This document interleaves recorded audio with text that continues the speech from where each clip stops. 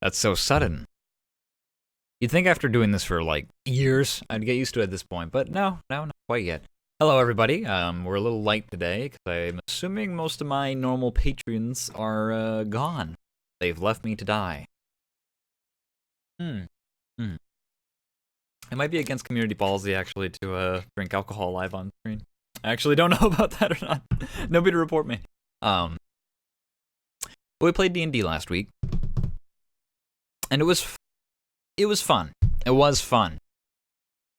I'm reaching a point where, as the DM, this is kind of where the story, like what I pitched to the players, is actually beginning to exist.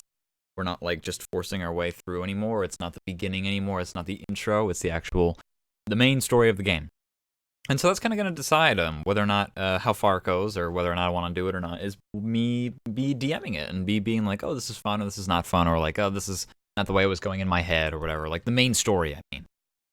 So now we've hit session 5, day 4, and that'll be fun. It'll be interesting. At this point, I'm now doing at the request of one of the players, I'm doing a timeline for the party, so that they can try to remember like what's going on in the game. Mostly they were interested in just like what did we do, like what day are we on? How long has it been since this thing happened? But I kind of took it as a challenge to actually like really detail everything. So now when I do these summaries, it should be a little bit more detailed, a little bit more cohesive. So just like usual, I'm going to start with just the summary, and I might have a little bit of an aside here or there of what happened last time, and then after that will just be the postmortem of me analyzing what I thought was good or bad or could use improvements or what have you. And if anybody has a question or wants to stop me, by all means, they got the chat right there. But I'm just gonna launch into it. Oh, one more thing before I start. I totally forgot. 7 days ago, at some point, a fellow by the name of Grandpa Cruncho, followed this channel. Thank you very much. In the future, I'll probably have something for people to do if they're like follows or subscribes. I'll be honest, I don't Twitch stream enough. I don't really know the difference between followers and subscribers. I assume money's involved in one. But we'll get to that in time. Anyway, where do we last leave our heroes? Did that really all happen in one day? No, that's not what happened. Okay, so last time we left our heroes, they just arrived at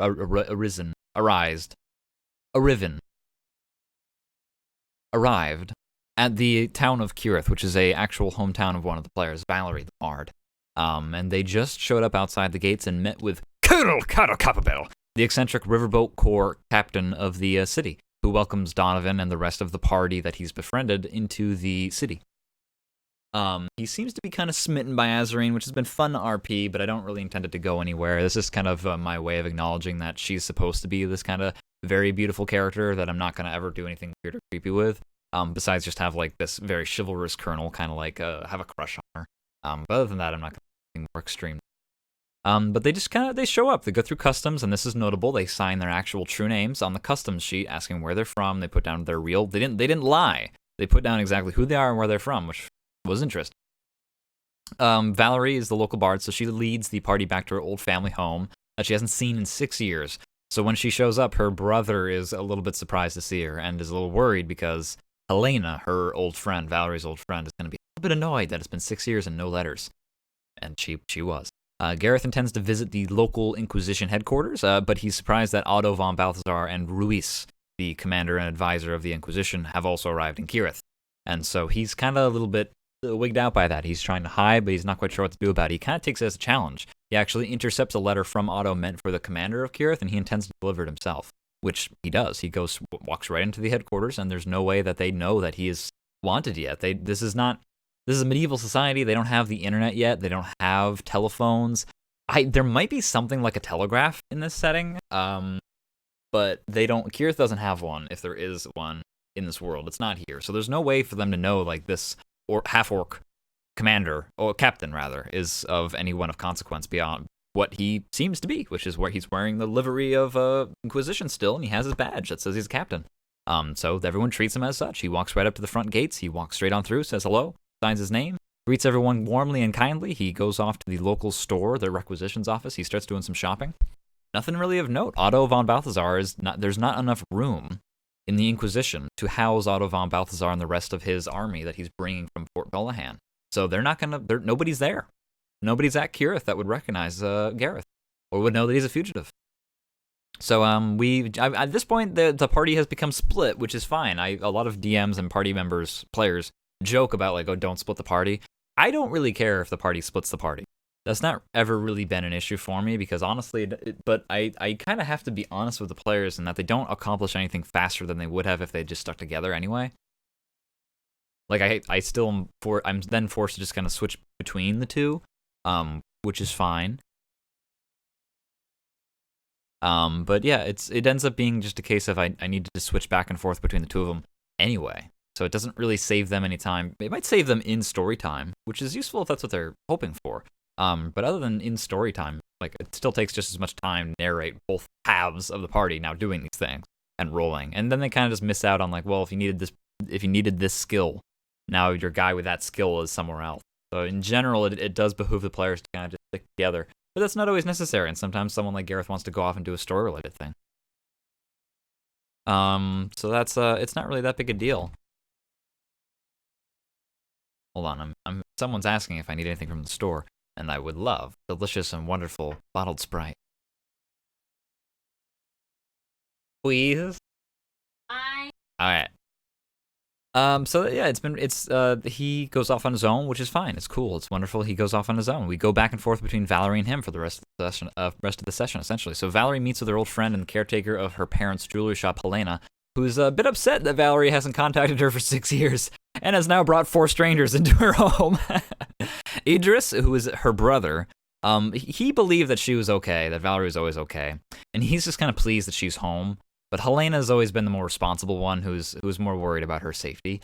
So that night, the rest of the party, Brookehild and Azarine, kind of go off on their own and leave Valerie to kind of catch up with Helena, who at this point is a little pissed. And I had a lot of fun RPing Helena from the DM's point of view because there wasn't a lot that Valerie told me much about that character besides like their relationship and what she's doing now. And so kind of just with those like, well, if she is doing this and agreed to do this, then she must be kind of like this. So I had a lot of fun playing her as kind of like a much bolder, much more responsible character than Idris, who is much more soft-spoken and was much more quiet about things. And Helena was just like, you tell me where you've been. So that was a lot of fun. But more importantly, this was kind of something I had planned a little bit for a while, and I was kind of excited to get to, was Brookehild and Azarine were going to go out on the town, essentially. And I knew, there was no doubt in my mind that Brookehild was going to go out drinking. And Azarine is not someone who is very good with alcohol. That's both something that was kind of a little bit from the player and a little bit from me.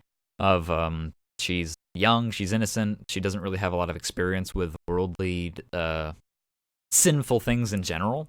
Like not through virtue of like a coddled lifestyle, but rather the complete opposite. Where she's been a traveler all of her life. She's never really been exposed to any one culture for a very long time. She's a mermaid, in case anybody was confused. But she's a mermaid in my setting where mermaids can go between having legs and not having legs. She's a merfolk. She's a Triton by stats, but a Satyr by story, which is a Latin term derived from the scientific term for dolphin.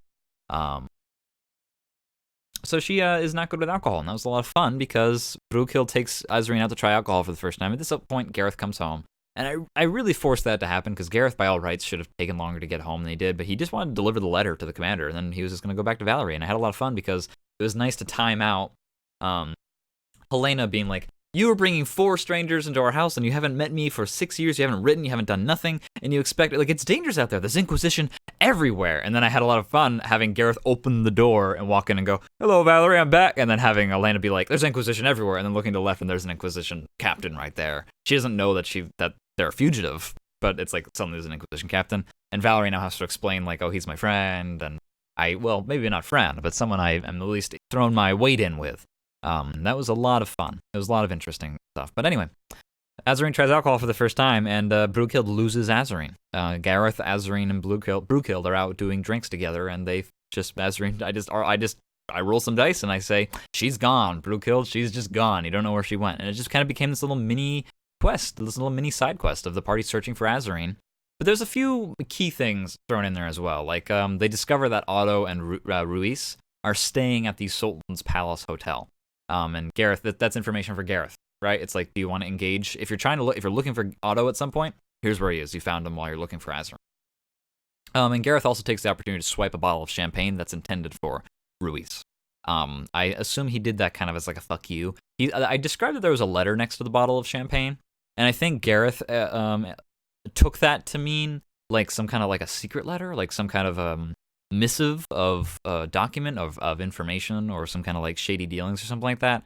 And so he takes the letter next to the champagne on the counter while they walk through this. The bottom floor of the hotel is a restaurant. And they're looking for Azarin, who apparently wandered through and enchanted somebody in her drunken stupor, which is against the law. You can't use magic in this setting. And then like dove out the window and is just like out on the street somewhere. So Brunhild is kind of hot on the tails of Azarin, and Gareth is kind of following slower behind. But they're both trying to find her. Brunhild and Gareth recover Azarin's bangles. One was at a shopkeep, like a sideshow man who was kind of like just, oh, you want to buy some watches? Like that kind of, like a New Yorker, sort of like down on his luck.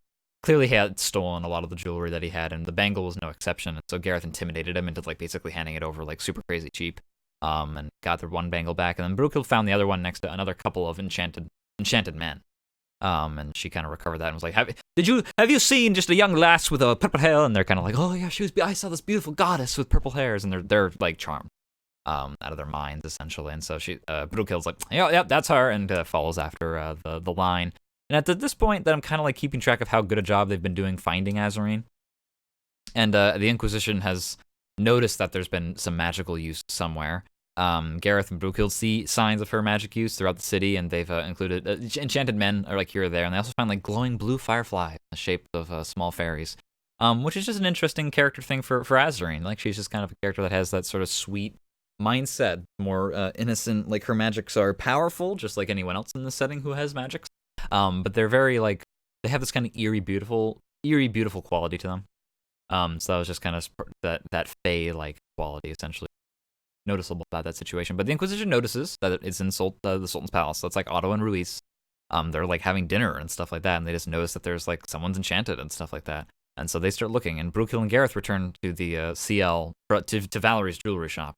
To regroup with Valerie and continue their search later after the Inquisition passes. I narrate like you see torchlights coming down the streets and stuff like that, and sounds of like men and women yelling. So they kind of are forced to go home, and that was a lot of fun because I had them roll one final survival check to see if they find Azarin, and they failed, which is fine. I had two things that were going to happen if they found her and if they didn't find her. And I was happy with whichever one happened. That's kind of a DM secret, is it's like don't ask the party to roll unless you're ready to deal with the consequences of them failing. And that was kind of what I had to do. Very fluffy.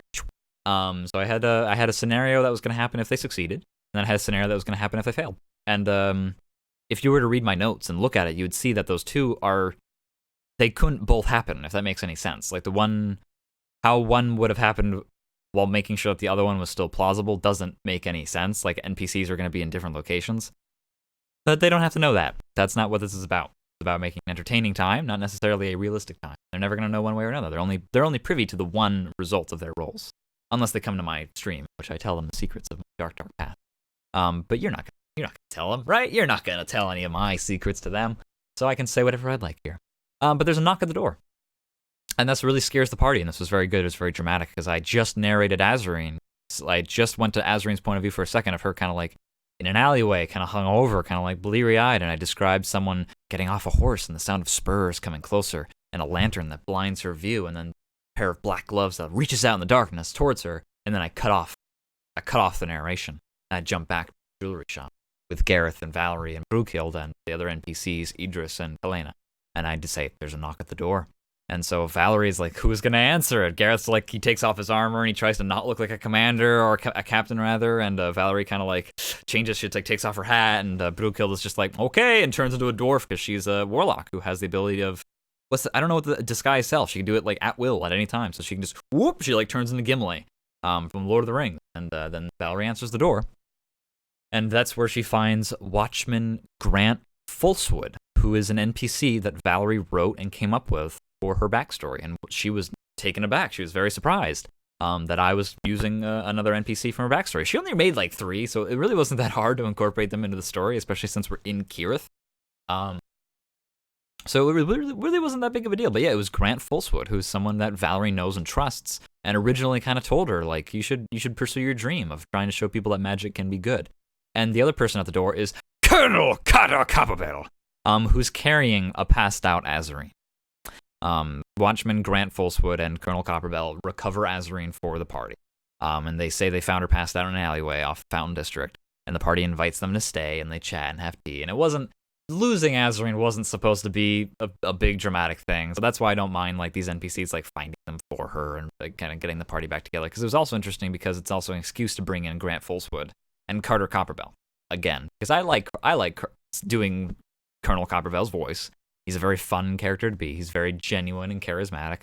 But it was also good to have Grant show up and kind of talk with Valerie and kind of remind her, like, so you're trusting an Inquisition officer now, huh? And like she kind of explains what's going on. And it's a moment kind of for Valerie to kind of like collect her own thoughts, see what's going on. And it's just an RP moment. Gareth at this point, Gareth, the player, purely Salty Stream, likes Colonel Copperbell as a character, and so he cherishes this opportunity to be like, oh, do you want to play dragon chess with me? And so they have chess, and I have them roll either intelligence or wisdom, and they're kind of like competing in the background over this game of chess while Valerie has a conversation with Grant. And Azarine's passed out, and I already talked to the player and made sure that she was okay with like, okay, for the first like third of the game, you're just gonna like not talk and just tell me by DM like, where are you going and what are you doing while you're in your drunken stupor? And so she enjoyed it a lot. She actually had a lot of fun with it, and I made sure that it was okay ahead of time. So Grant and Valerie catch up, discuss her dream, which Helena overhears, and she begins to kind of understand more why Valerie went off on her own and hasn't had time to send letters, stuff like that. I didn't want it to be super stressful between Valerie and Helena either. I wanted it to be a tension, but the tension needs to get released at some point. And there's more important than, well, not more important, but it's like they'll be bigger fish to fry in the future. This is only session 4 or 5 or whatever. Copperbell and Gareth play a game of Dragon Chess, which ends in a 1-1 tie. However, Copperbell at some point says, do you want to bet money? And so he offers 2 gold pieces, and Gareth says, make it. And they have fun with that. They play a final game of Dragon Chess, which is just, if you're wondering what the rules are, quote unquote, it's just I had them either pick wisdom or intelligence, and it's just a competition roll. The only thing I feel bad about is that Gareth should have added his proficiency bonus because he's proficient in Dragon Chess. He's proficient in a game, and he chose chess. So he should have rolled it with his proficiency bonus, but fortunately it wouldn't have mattered anyway. Copperbell lost the first time by a huge margin, and he won the second time by a huge margin. So the proficiency bonus wouldn't have mattered this time around. It's just something to remember next time. So unfortunately Gareth is down $3 or 6. Yeah, he's down $3, 3 gold pieces after the game. But technically they're tied. It's just that first game they didn't wager anything. But eventually they leave. Colonel Copperbell bids adieu. He leaves his jacket with Azarine to like keep her warm. She's been wearing it this whole time, which once again, this was just kind of like my way of showing Copperbell's like a sweet, kind of nice, caring guy. And part of it was because I enjoy putting the moves on Azarine.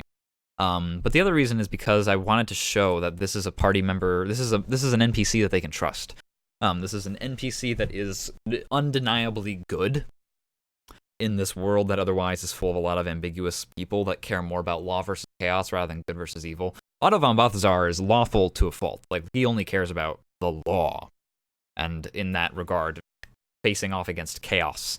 But for good versus evil, chaos is evil, law is good. Like, he lives on a binary line of law good versus chaos and evil.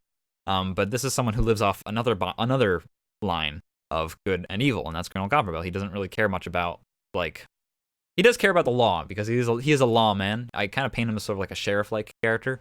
But he's just an undeniably good guy, and I wanted the party to see that because I wanted them to be able to trust him later because I knew this, the party didn't, but he was going to have a quest to give him later. He was going to have a dungeon offer, a side quest, if you will. And I wanted them to feel like they could trust it to be what it was at its face value of just, it's a job, it's going to give you 1,000 gold pieces if you complete it, and you don't have to say yes. And it's Colonel Copperbell, so you know you can trust them. This isn't some kind of weird trying to trick you into doing something evil. It's just a side quest.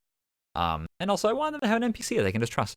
It's important, especially in this setting where I pitched it to them and I was like, you guys are going to be the underdogs all the time and you're going to start out as fugitives. And I feel like we've had a little bit of trouble getting into that role because I kind of expected that would be session 1 would be like fugitives and we kind of just like work our way from there. But the party has done a really good job of avoiding being caught or having their names associated with their fugitive-like status.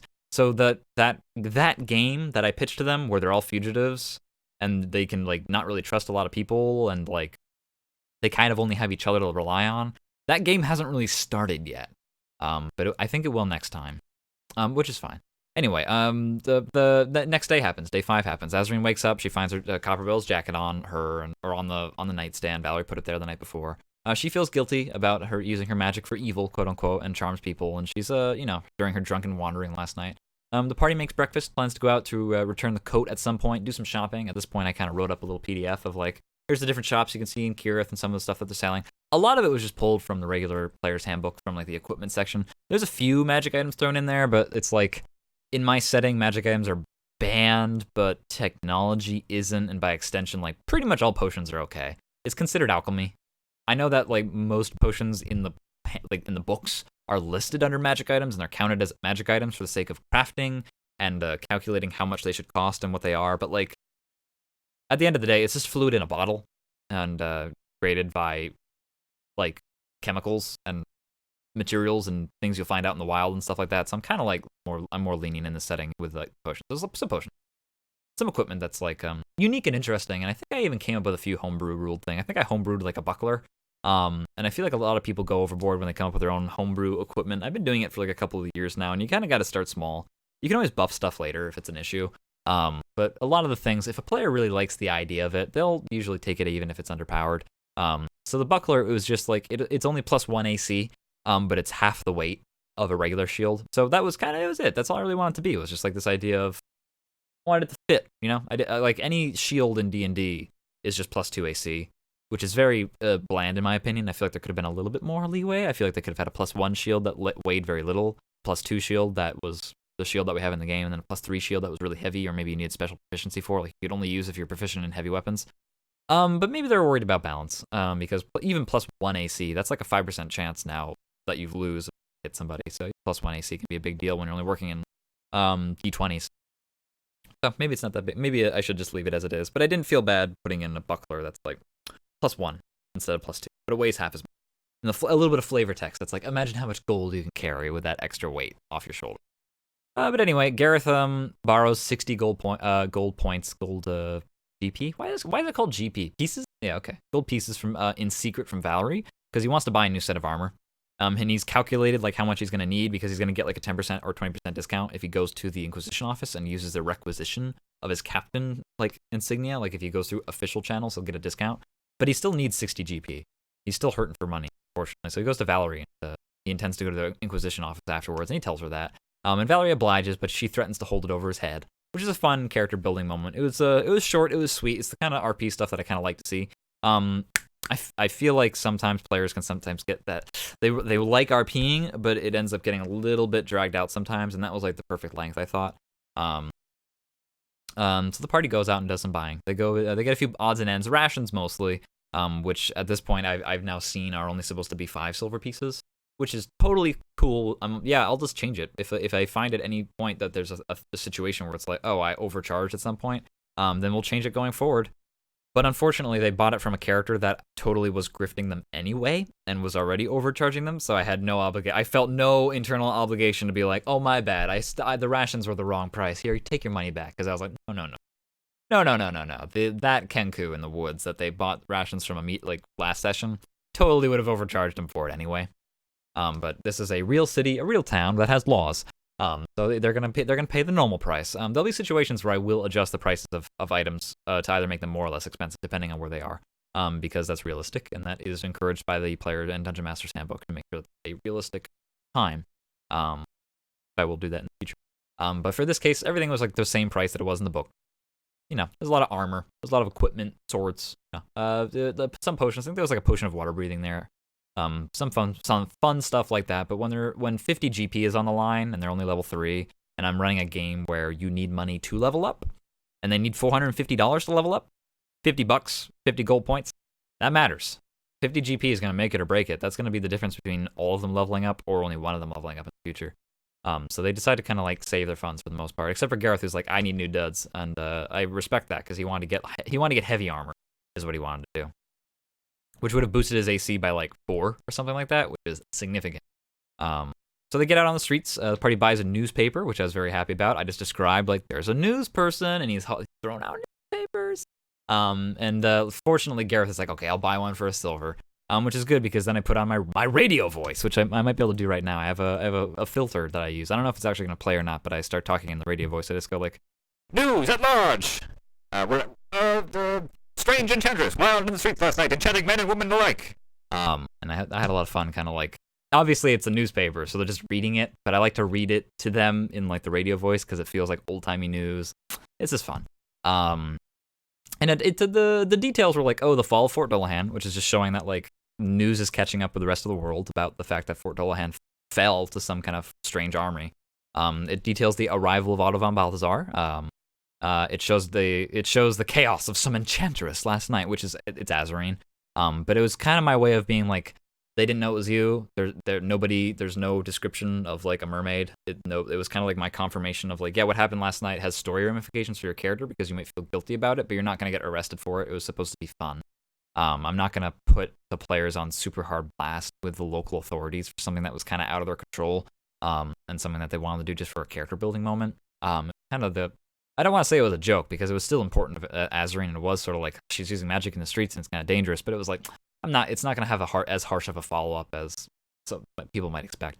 And if you want in-story justification, it was like anybody that saw her was enchanted and like wasn't seeing her clearly anyway. They'd probably see Azarine and be like, nah, that's not her. Like that, the person last night was this beautiful enchantress with hair like the river and eyes like the stars. And they wouldn't be accurately able to they wouldn't be able to sketch artists like Azarine. It would be like this other obnoxiously beautiful woman that like was whatever they picture as the ultimate beauty, but doesn't necessarily match Azarine, so they don't have a proper description of Azarine. The newspaper also warns of increased danger in the wilderness, which is something I kind of keep reiterating to the players, that it's like the world that you guys are familiar with and your characters are familiar with is suddenly a lot more of a dangerous place. Like animals are just like more agitated lately and stuff like that. But anyway, other than that, they move along. They go and buy a few odds and ends. Mostly those rations, like I said, and this is going to be a game where traveling is going to be important, but it's going to be measured in like, okay, well, it takes you 2 weeks to get here. You're going to need to have 14 rations. And that's kind of the end of that. And I'll maybe roll like one random encounter per week, or maybe we'll take it day by day depending on where they are. But like if they're just doing these long distance travels, if they're on a boat and it's safe and stuff like that, then I'm just going to be like, well, just make sure you have enough rations.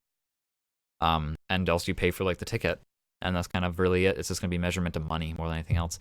Gareth attempts to sell Brookill the remaining champagne that he stole alongside the letter of... the letter that he stole from Ruiz and next to the champagne. It was just a letter of thanks from the hotel saying like, oh, thank you for your patronage to this place. Thank you for coming in, giving us your money and respecting us enough. The Sultan's Palace to house you, which is this obnoxiously French restaurant. And Brookhild's player in real life speaks French, which I've co-opted as Imperial in my setting, or aka Infernal. Because Tieflings like once had this big empire and almost ruled the world and stuff like that. So Infernal is actually a very common language to speak in this setting. So Brookild is like speaking like actual French. She approaches, she waves over one of the waitresses like the night before while trying to find Azarine and says like a line in French. And I kind of just have to, my French is not very good, but I kind of have like a gist of what she's saying, and I have like some notes on the side of like some quick words to like. So I kind of assume that they're asking something, and so my response is in character of like. Letting Brookild go in and kind of like look through and letting her kind of like go like, oh yes, sure, step through. I think what she said had something to do with like, oh, I'm looking for someone. Oh, someone's already in there, but I really don't know. But I like having those moments of Brookild says something in French and like very in character, and then just like having something happen rather than me having to stop the pace and be like, what did you just say to them? And like, can you please translate for me? So it was very fun to just have her like speak something and just like, okay, and then it happens, and have the rest of the party be like, what did you say? So. Just go with it sometimes. Brookild might have said like, I spit on your baguette and I whiz in your fucking soup. For all I know. And either way, I just kind of RP'd it as what I would expect to happen, what I would expect Brookild to try and convince of them. A lot of assumptions. But sometimes assumptions work out. Let's see here. Yeah, the two, Gareth kind of did this like, oh, you want the last champagne, as kind of like teasing Brookild. She finds that insulting. And so they kind of bicker and they swap shackles and bite marks for a second. They're kind of like having this like miniature fight off in the corner. And I kind of just switch over to Azarine and Valerie because they intend to go and return Colonel Copperbell's jacket. So I just kind of narrate them going off, and I'm like, okay, well, you guys go and do that. And so until Gareth and Brookild kind of like settle out their differences, in character. They're kind of just like chatting back and forth. But I follow Azarine for a bit, like rolling survival, finding the Riverboat Corps office. And then I let them go inside and say hello and see everybody and kind of see how the office works. And at this point, I kind of get to reveal more about the Riverboat Corps. It's a militia of watch people. It's like kind of like a police force. It's trusted to be the police force of Kirith. But though technically there's like 3 armed forces in Kirith. There's the Inquisition. There's the Dukes. The Dukes like forces who are like the official watch people. But then there's also, like, the Riverboat Corps, which is, like, the citizenry stuff. And they're kind of, like, also... They all have, like, equal standing, but they don't trust one another. Oh, my goodness. Look at that. Delivery. Bless your little heart. But anyway, so there's, like, 3 armed forces in Kirith. But it's the Riverboat Corps that the people kind of trust, because that's kind of the more... They're not knights. They're, like, they're people. They're a militia, officially. They're, like, the Minutemen, if you expect any kind of, like, real-world relationship. Minutemen is in, like... the colonial Boston times, not like Minutemen as in Fallout 4, but I guess they're kind of the same thing, right? Aren't they based on one another? But anyway, Gareth departs. He plans to go to the Inquisition, intending to buy new armor and speak with Otto von Balthazar, and he's possibly going to turn himself in. Brookehild plans to leave him to his fate, and she turns to go, but then her arcane book that she got in the first session, that's kind of the source of her power, her warlock power, kind of floats in front of her and says, like, are you sure? And that's kind of like, that was just what the book would do at that point. That wasn't like the DM trying to pull some kind of thing and be like, oh, I really want you to go after him. Obviously, I thought it would be interesting if she did, but she didn't have to. But the book was kind of like, are you sure you're going to leave him to his fate? And Brookehill's kind of like, all right, fine. And so she decides to follow after him disguised as a halfling. Azarine and Valerie arrive at the office of Colonel Copperbell, return his jacket. He mentions talk of fiends and dangers in the wilderness. And he offers to serve as Azarine's escort and show her parts of the city. And she declines. That was, once again, it was just like, that's what Copperbell would do, but he's a polite dude and he's not going to like force anything. And once again, I just want to show Copperbell being kind of a happy, chivalrous, somewhat blundering, but for the most part genuine NPC that they could trust, and it was someone who was in a relative position of power. He is a colonel, after all. Meanwhile, Brookehild falsifies a letter requesting supplies for the Inquisition at the Sultan's palace. That's to kind of just give her an alibi so she can enter the Inquisition HQ.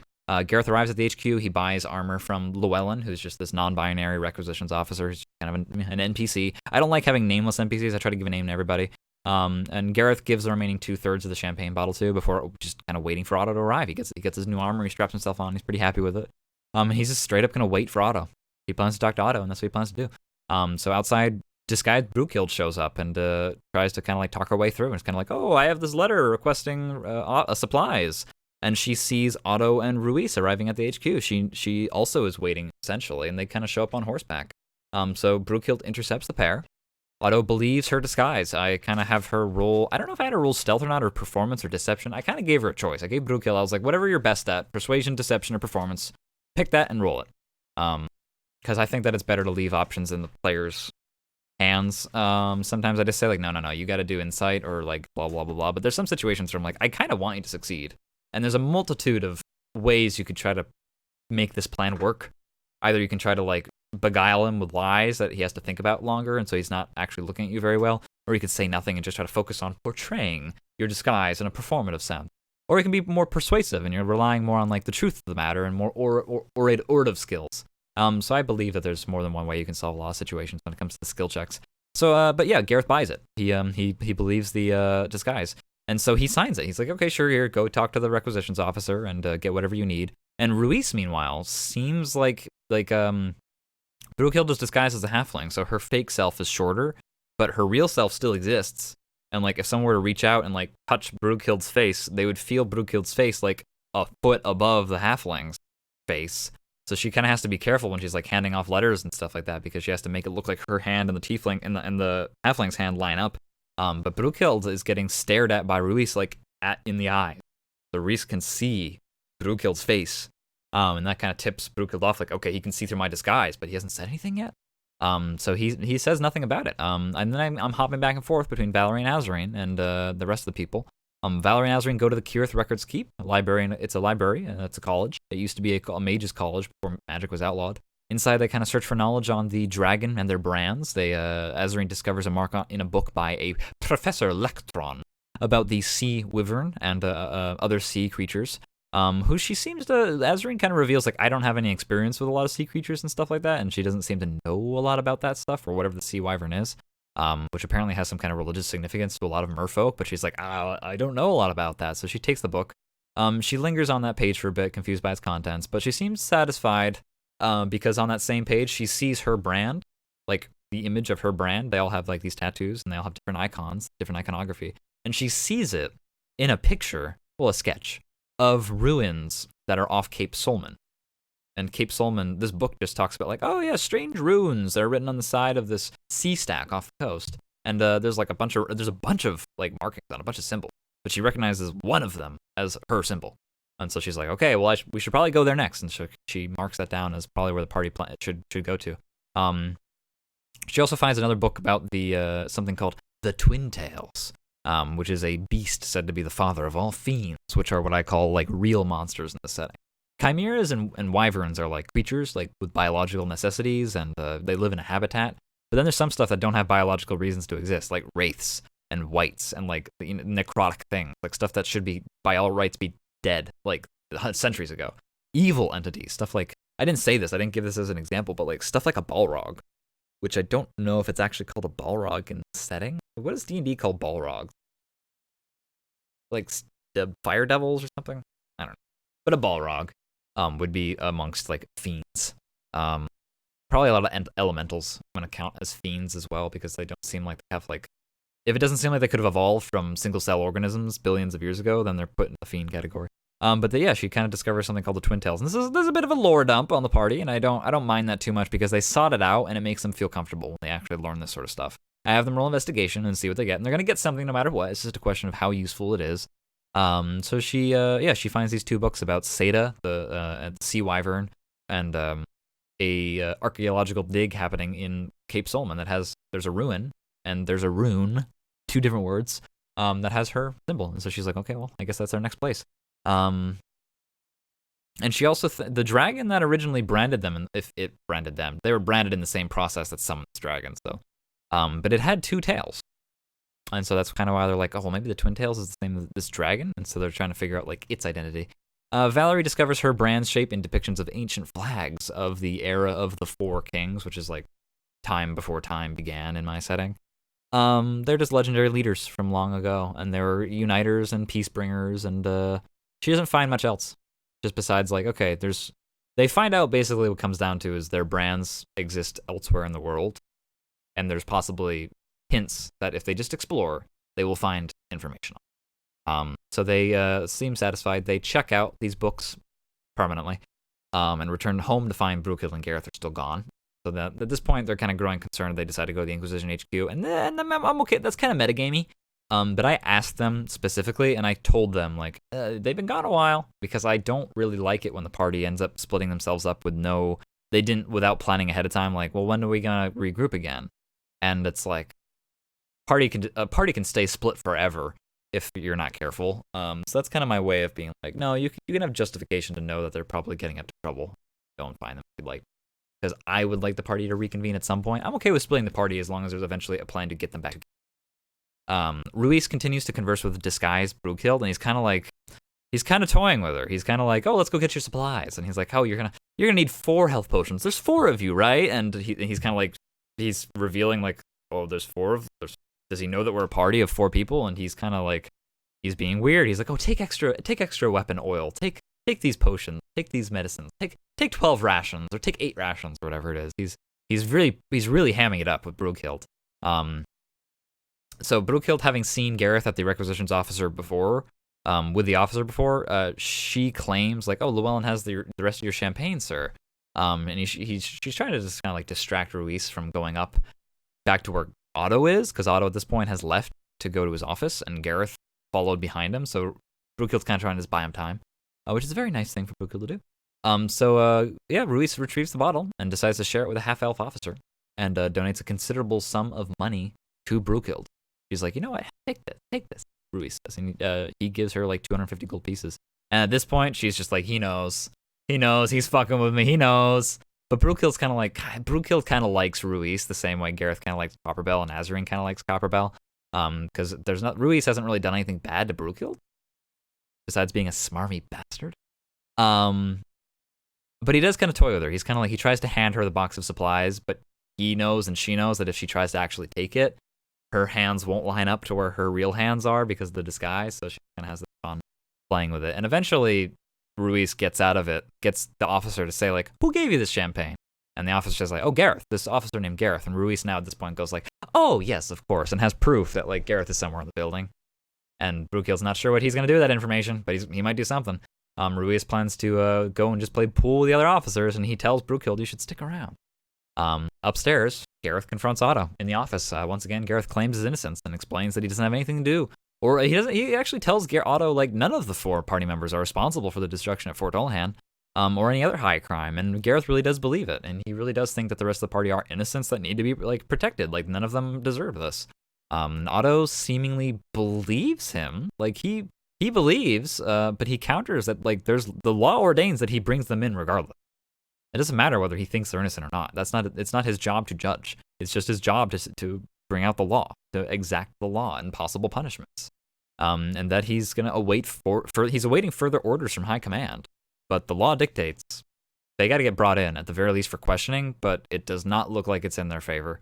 This is kind of a witch honey like scenario where it's like, you guys are the only 4 people there. You guys went into that mountain, it exploded, and then an army showed up. It don't look good for you guys.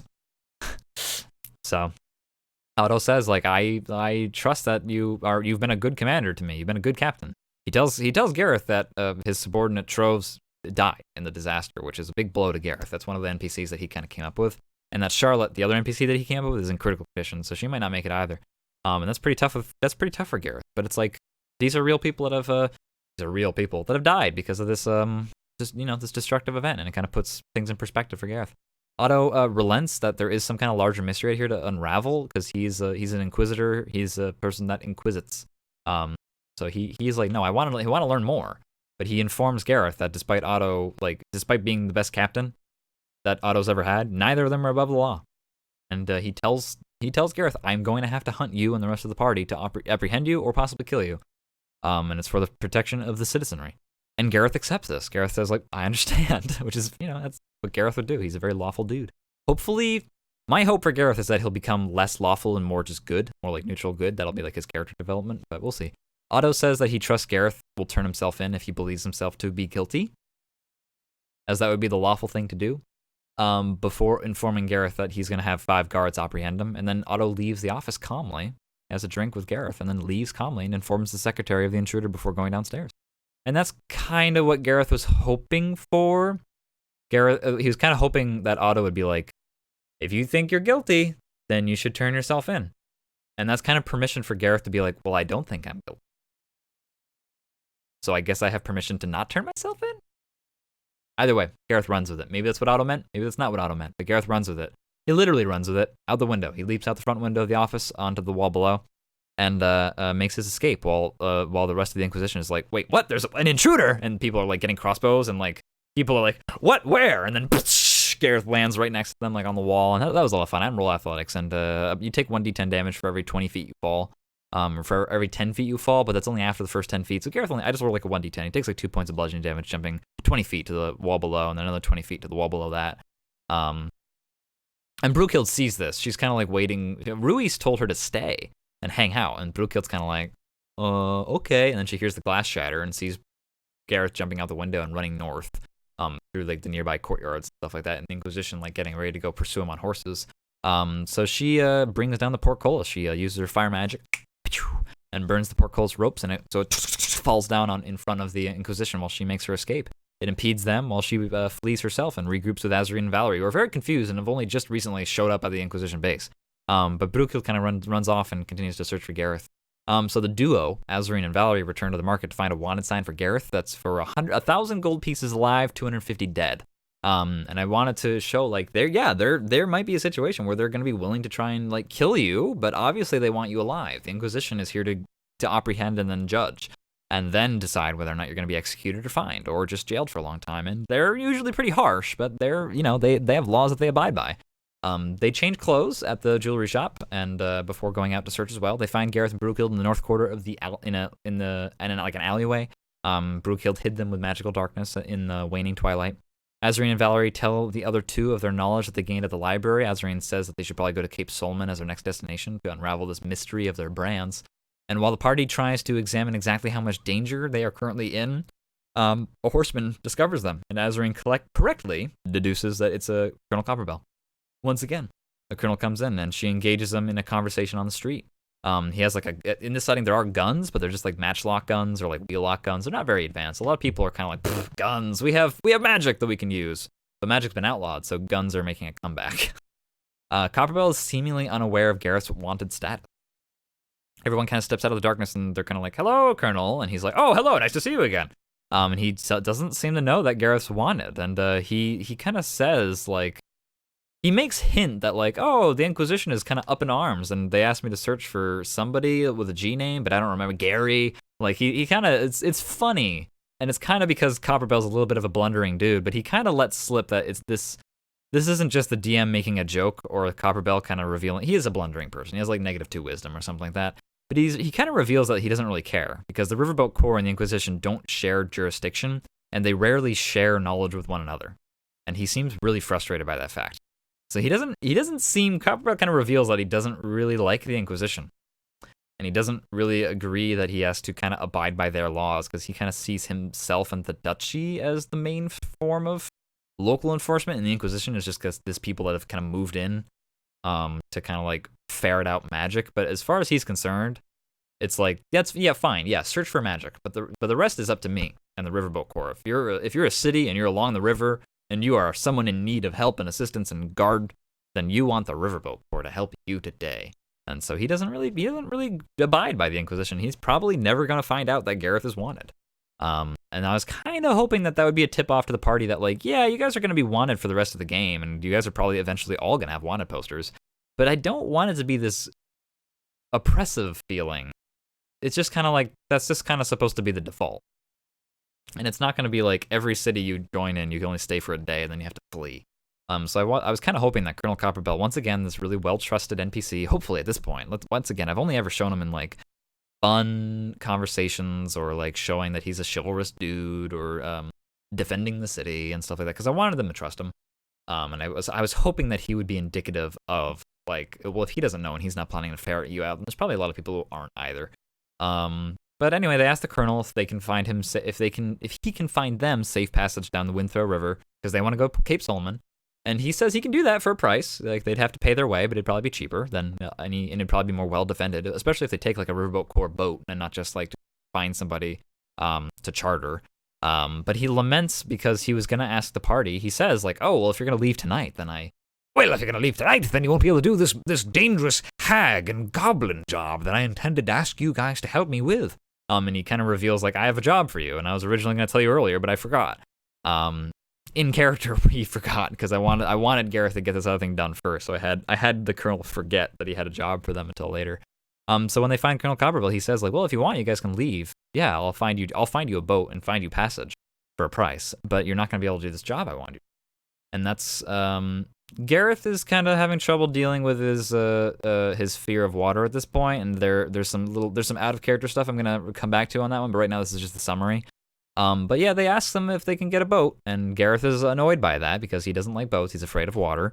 And the other three eventually get him to relent and accept that the transportation is best going to be down. We need to take the river. We can get off sooner than Queen's Landing. We don't have to go all the way to the New York of this setting where there's Inquisition officers everywhere. Then we don't have to spend that long on the boat. But we can, we're going to have to take the boat. And he relents and eventually joins up with it. And so the party believes that the city of Queen's Landing at the River Delta would be way too dangerous to travel to because it's going to have a higher population of Inquisitors.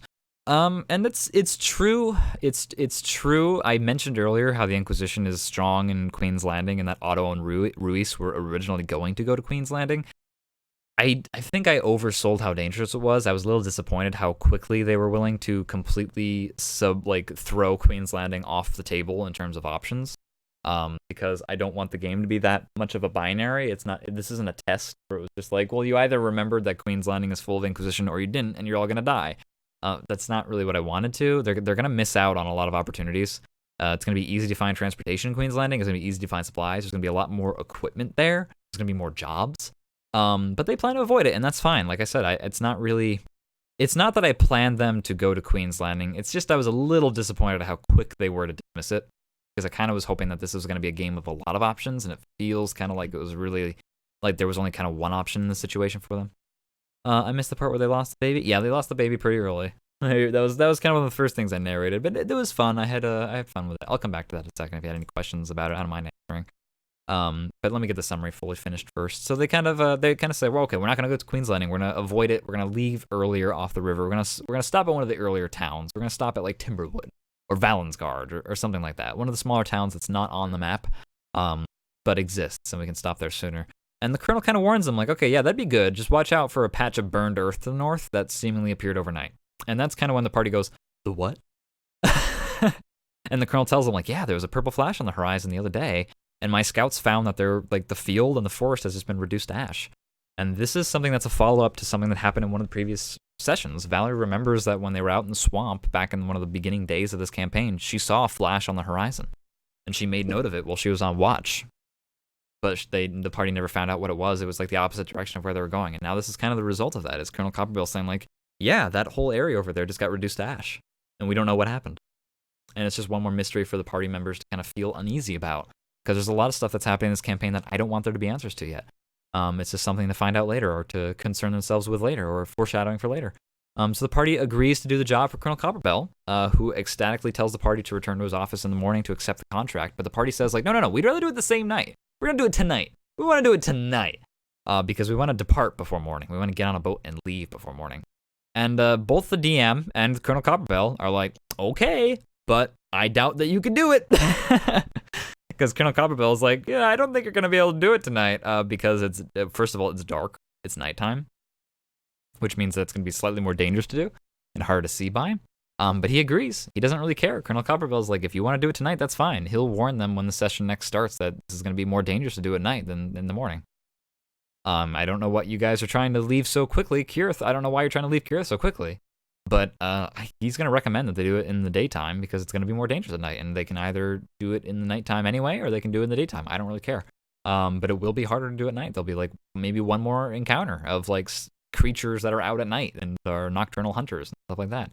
But anyway, that's all that happened. That's the summary. Is they arrive in Kirith, they got into some mischief. Gareth got to talk with Otto, and I think at this point Gareth now feels like he has permission to finally be like an adventurer, rather than just like fulfilling this backstory of I am an Inquisitor and I have to get back to being in Inquisition and like abiding by the law. And I feel like he just wanted to talk to Otto before he can finally be the adventurer that he wanted to be and I wanted him to be.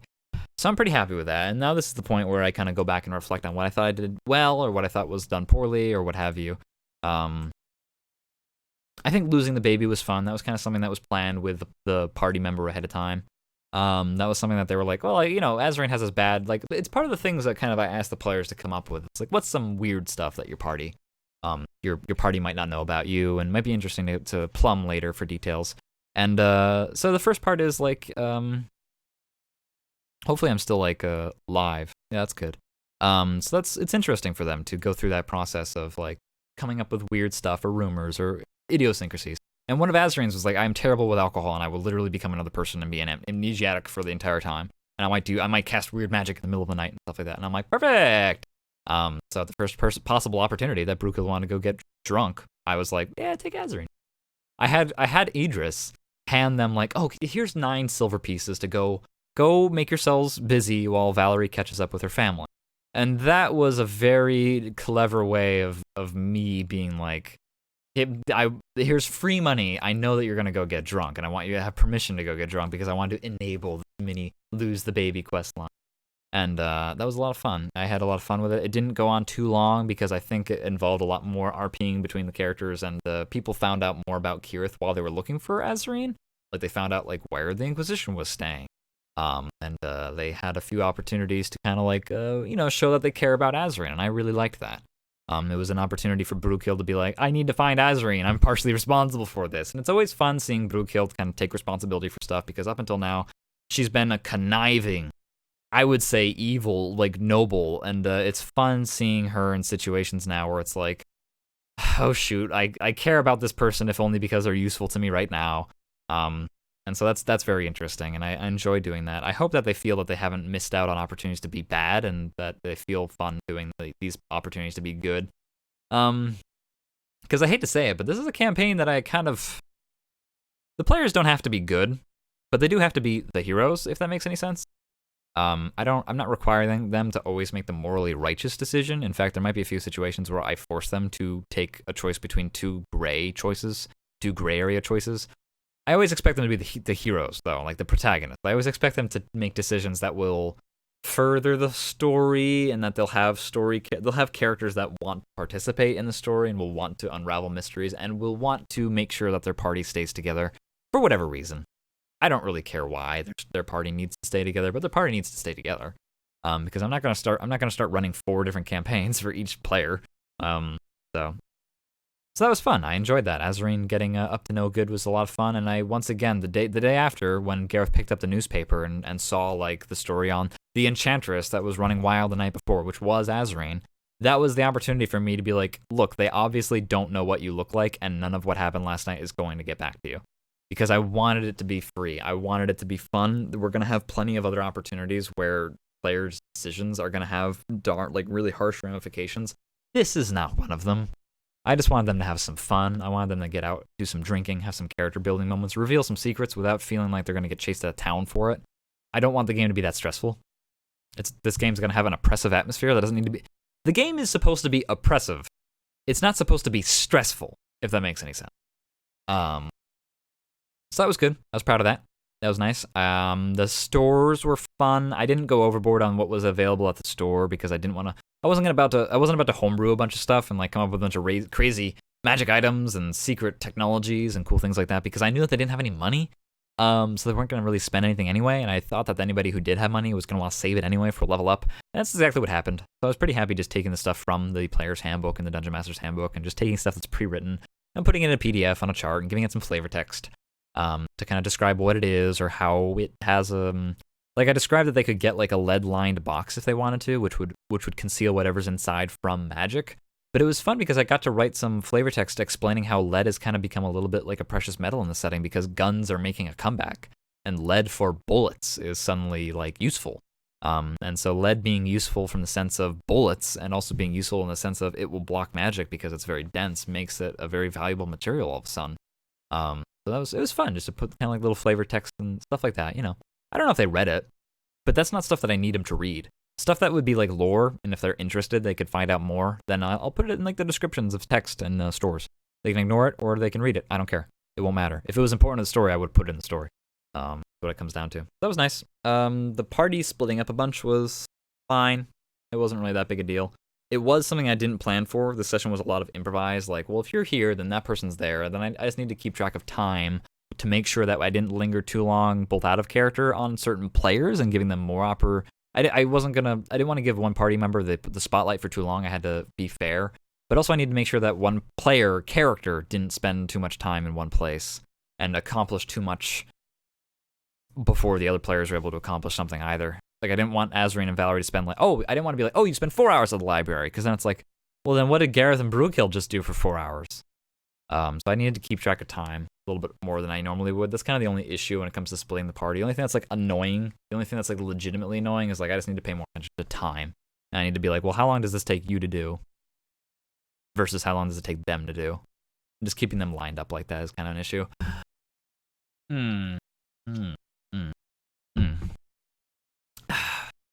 That's my DM juice. That was good. They went to the library, and whenever a party person goes to the library, I kind of take that as permission to kind of just lore dump some stuff on them, because that's exactly what they're looking for, and it makes sense. And that's kind of the one time that I'm like, I really don't like lore dumping on the players at any point. I feel like if you're going to just narrate what the world is like to your party, then just write a book or write like a compendium. I feel like they need to experience it. And that's kind of why I get a little bit annoyed when players start to ask too many questions. I'm glad that they're interested, and when they ask questions, I will answer them always. If they're legitimately interested in something, I'll be like, oh, yeah, sure, this, that, and the other thing. But when their question is something really broad, like their question is like, what are Imperials like in your setting, or like what are Tieflings like in your setting, like what are, like stuff like that, I'm like, I would rather show you. Like, I'd rather not answer that question and wait until you guys see a tiefling in my game and you can see how they act. Rather than me just like narrating, rather than me just telling the party, because I feel like that's boring. But when people go to the library, then that's my opportunity to be like, all right, yeah, sure, we're gonna do some lore. You're gonna read a book. I'm always careful to put some foreshadowing in there, some stuff that isn't immediately useful. Like Azarine found out some more stuff about the sea wyvern, which is unique to her character because she's a mermaid. She's gonna be a sea person a lot. And that was good. It was fun. It's something for later. It's kind of my opportunity to do some foreshadowing and a little bit of lore dumping, but only in small amounts. Because once again, I'd rather show the party than just tell the party, which is ironic to say in D&D because inherently everything is being told. This is an oral game. Blimey. But yeah, everything is being told. But there's a difference between just telling somebody in the sense of, here's what you need to know before we play, and me painting a scene for you, and then that you can interact with it. It's different. The interaction thing is what makes or breaks me. So that was important. It was good. I'm glad that Gareth bought some armor. I notice a lot of fighters and a lot of barbarians want to be a tank. Like, they like that idea of being a tank and like, I will stand in the front lines and take the damage and stuff like that. But once again, it's like, the game is just not balanced like that, but I'll try to indulge it. It's kind of the best that I can do. If I was just running the game with like every encounter is randomized and every spell is randomized and what abilities the enemies have are randomized, the game just doesn't work that way. The game is not balanced on the idea of one party member will take the brunt of the damage. Not really. Because like fighters have weaknesses like bad saves on stuff and things like that, so they're still like susceptible to damage even though they have a high AC. It's just damage of a different kind. But I have 2 fighters in 2 games, and they both like that idea of like, I want to be like tanky. I want to be up in the front and like defend my party and stuff like that. And there's ways to do that. Like fighters have like feinting attack or something, or like goading attack, where it's like, if you land this attack, I'm going to expend a superiority die, and if you want, you can attack somebody else enemy. You can try, but you're going to be at disadvantage unless you attack me. And that's pretty much the only skill in D&D that is a tanking skill. And that, if a player really wants to be a tank in D&D, then that is pretty much the only thing that they need. And also, I would encourage them to use it at every opportunity. And I need to read more about it. I think it only lasts for a round. But part of me kind of wishes that it lasted for like 10 minutes or something. I know that would upset a lot of encounter design. From the DM's point of view, because it might be kind of frustrating, because once again, the game is not based around one person taking all of the attention of the boss like an MMO. There's no threat management system in D&D. But that is one move that's like, you can try to attack somebody else if you want. It doesn't say like the boss or the enemy can't attack anybody else. It's just at disadvantage. So it encourages that enemy to attack the fighter, is what it does. So it is a threat management. It's a threat management attack, but it's on the side of the player. It's not on the side of the DM, and I like that. I like it. I like it when the players have abilities that take control away from the DM and dictate the flow of battle, because I think that's fun. I think it's fun when the players feel like they have control over the battle. It's not just a back and forth of roll dice until someone dies and they have to reroll a new character. It's fun when the players have control. That's how they should feel. And barbarians, I think, are the only other class that kind of has that feeling. Because I think that they do have skills that's like, attack me or suffer disadvantage, or like, I can attack you. Like, if you try to attack one of my fellow party members, I get an attack of opportunity or something. So it's like, I think that there's, upon review, there are a few classes in D&D that can really leverage the tanking mindset, even though D&D isn't necessarily built with that in mind. It's not, D&D doesn't rely on that as a universal truth. It's just that there are some subclasses that can leverage that. And he does have goading attack, and so him having higher AC is nice now, because it is kind of like, I can play into it, right? I can play into it. I can make enemies that have like, they're really good at hitting things, right? They're really good at hitting things. They don't impose saves. They don't like trick your mind or something and make you roll a wisdom save. They just hit you really good with a lot of damage.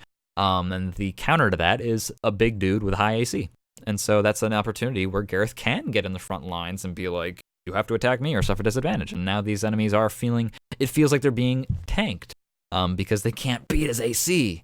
And they're not going to attack his saves. They're not going to target his saving throws. I've learned more about saving throws in general, because I've had to learn more about in this stuff in general as I design more encounters.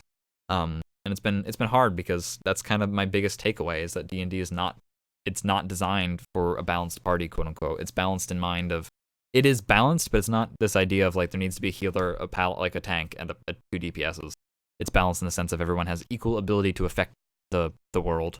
But it has been interesting to see like, okay, well, what's some ways I can indulge the fantasies that people want to live?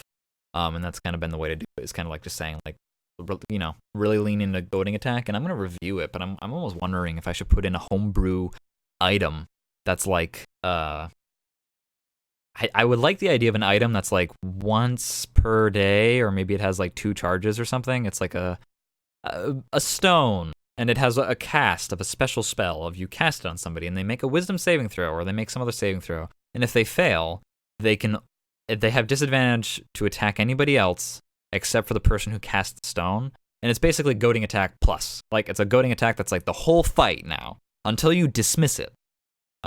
Is that person has disadvantage on anyone except for you, because that's a tanking item is what that is. It's like, okay, if you want to be a tank and you really like this idea of I am going to take the brunt of the damage and the rest of my party members are just going to focus on damaging or doing spells, then that's the item for you. And I don't think that item exists in D&D for a reason, because that's dangerous, because that person can die if the only person that enemy can attack is them.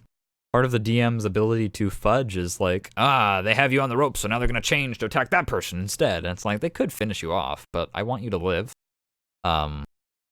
So it gives control to the players and takes control away from the DM. But if it indulges their fantasy of what they want to live and it's the game they want to play, then who am I to stop that?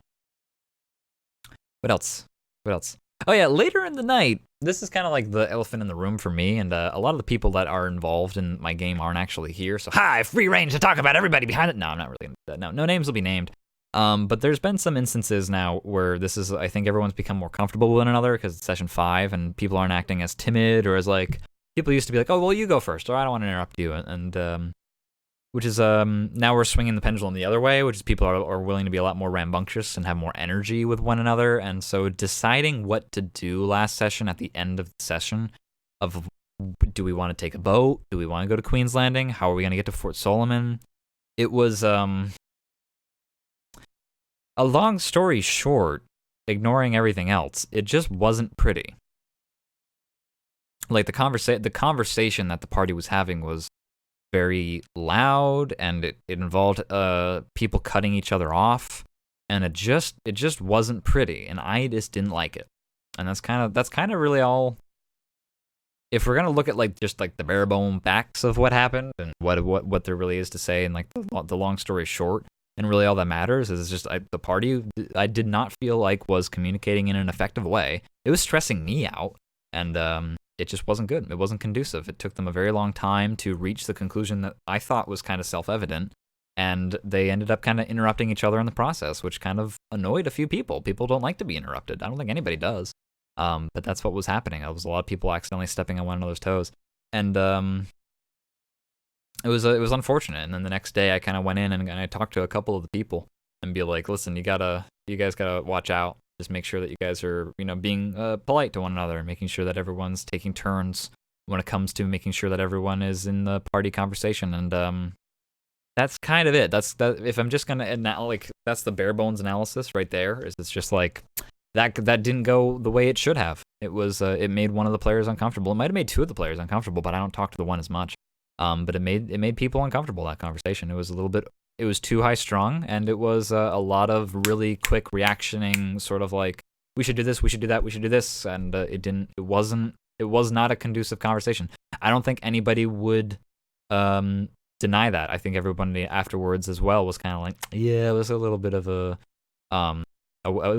wash. In fact, even later, I talked to some of the people, and I don't know how detailed I'm going to go into what I talked to the players about. This is the postmortem, and this is running the game. This is D&D, and this is DMing, so I still feel like this is something I should and can talk about.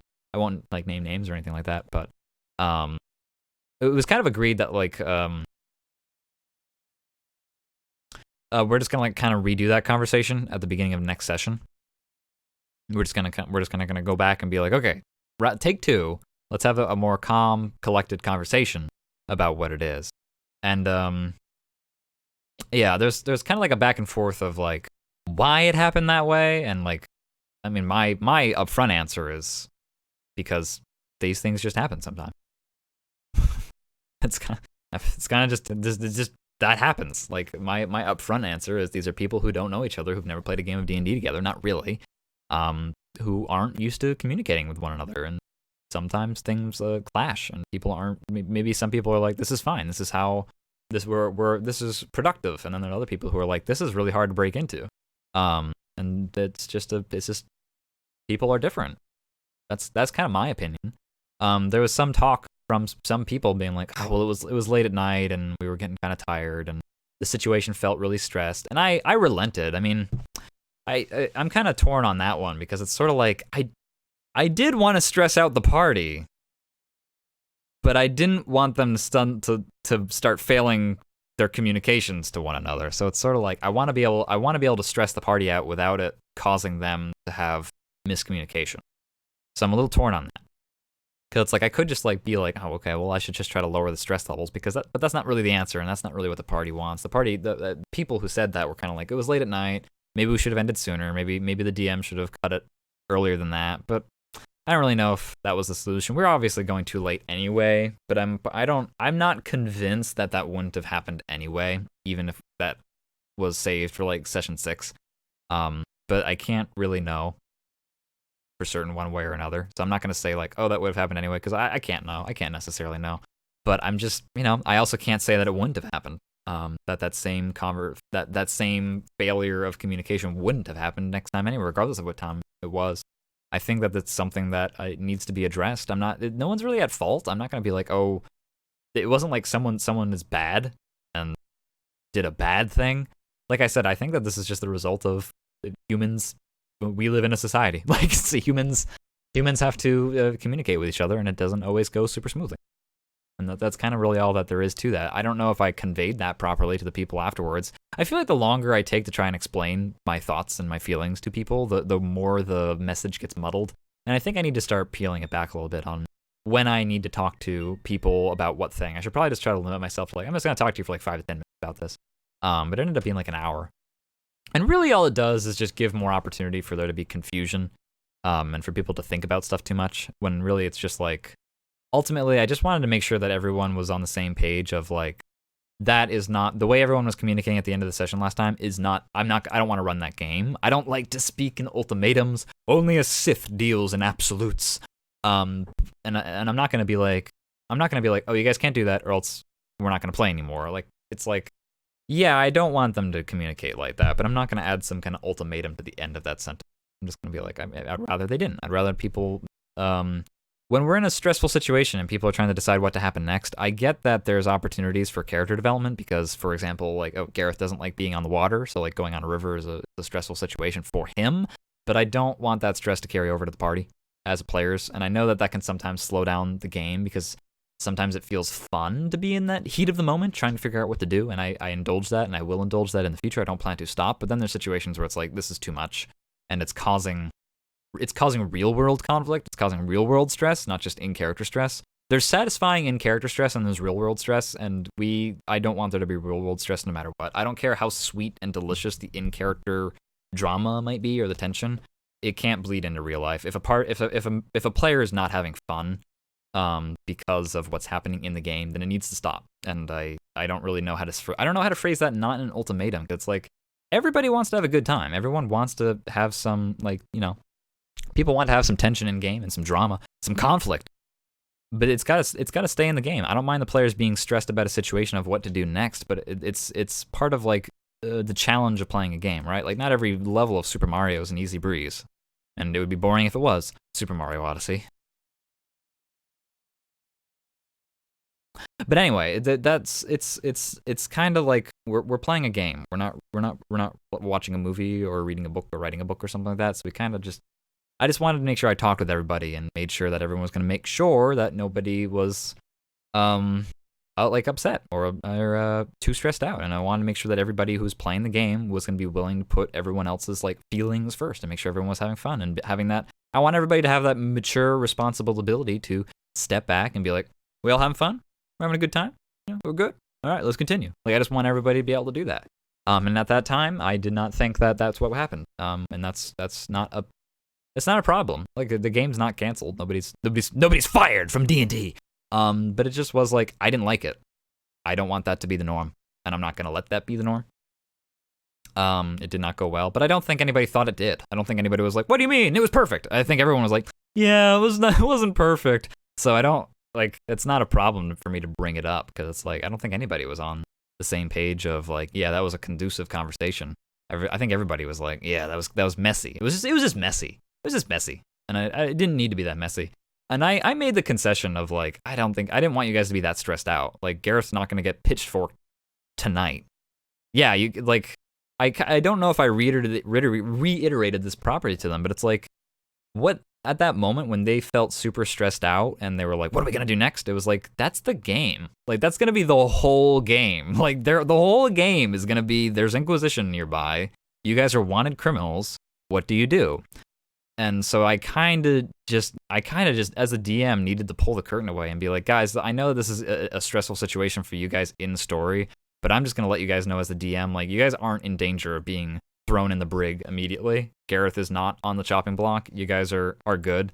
You guys are very stressed in character, and I would have been okay with it. DM secret is like, I would have been okay with them being that stressed and having that reaction that they did. But I don't feel like it let them make the decisions that I thought that they would have made in that situation, that their characters would have made in that situation. So I just kind of had to tell them, like, listen, you guys are overstressed. You guys are stressing out over the situation way too much. You're probably not going to get found tonight. I'm not going to make Gareth roll a stealth check every 10 feet. Especially since he has disadvantage now because he's wearing heavy armor. Like, I'm not going to do that. That wouldn't be fun. Like, that's not the... Yeah, this game is about being a fugitive. But I'm not going to make you roll stealth checks every single town you enter in. I'm only going to make you guys roll stealth checks when there's a risk. Like when you want something. I'm not going to make you roll stealth checks to exist. I'm going to make you roll stealth checks to do something. And so that's kind of why they were like, "Whoa, we got to leave immediately. Like we have to leave tonight." And when they were like, "We have to leave tonight," I was like, you guys are really overreacting. I've done too good a job of stressing you guys out. Is that the DM's fault? Maybe. It's the DM's fault in the sense of I'm playing in multiple games, and I guess I'm just my other party members in that other game just aren't as they routinely kind of come up against those situations, and maybe they've just become calloused, or maybe they've just become used to dealing with those situations of we are the wanted people and we have to kind of be a little bit sneaky and handle this stressful situation in this way. And so maybe it was my fault just in the sense of like I just expected a different reaction out of them. Maybe it's my fault. I'm not going to take the whole blame for it because once again, I feel like that it's just a case of people living in a society in real life, and not everyone always communicates perfectly all the time. I think that's just a natural thing that happens sometimes. So I don't think anybody is at fault. I don't think it was that big a deal. I don't think that it was a quote unquote problem. I'm not like mad at anybody, and I don't think anybody should be mad at anybody else, and I don't think that anybody should feel like they did anything inherently wrong. It's just a result of playing with strangers and learning where the boundaries are and learning how to effectively communicate with one another. That's just going to happen. Hopefully this is something that kind of just wrinkles and irons itself out as we go forward. That's kind of my expectation for it. I do plan on, I don't have proof that the reason was because it was late at night that this happened, but we are going to have a 12 o'clock guaranteed ending time at this point because frankly, it's going a bit long anyway. I don't want to play D&D for more than like 4 hours.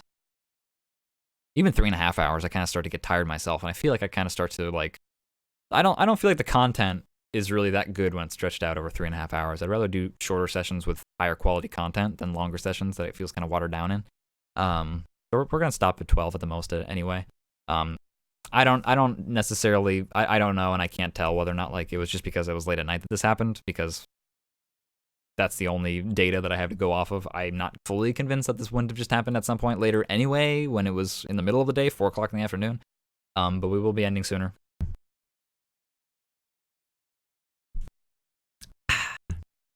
But that was that. I talked with everyone afterwards, and once again, I hate to speak in ultimatums, but it just comes down to I want to make sure that everyone at the table is willing to put the fun and entertainment of their fellow party members at top priority. We can have a dramatic time and explore some nice, deep, serious themes while also still making sure that everyone is consentful towards this and is not like stressed out IRL. That's possible. I've run that game. It's very fun. So I'm not gonna. If this were to happen in the future again, I don't really know. I'm not gonna deal with bridges that might not exist. I'm not gonna worry myself that much over it. If it happens again, then I'll deal with it then. But all I can really say, not to speak an ultimatum, but it's like I want to play a game where everyone is kind towards each other. Yeah, other characters don't necessarily have to be, but they do have to be playing characters that are enjoyable to each other. I hate to say, but it's a group cooperative activity. Everyone does have to kind of cooperate, and to that extent, we all have to be having fun and making sure that everyone is also having fun. And in the future, when we're having a big stressful situation and people are trying to decide what's going to happen, I'm just going to stop time and be like, all right, everyone, let's all talk out of character for a second, just to kind of remind everyone. Like I said, this happens all the time in the other game. So it's just a question of people just getting used to one another and the game ironing itself out.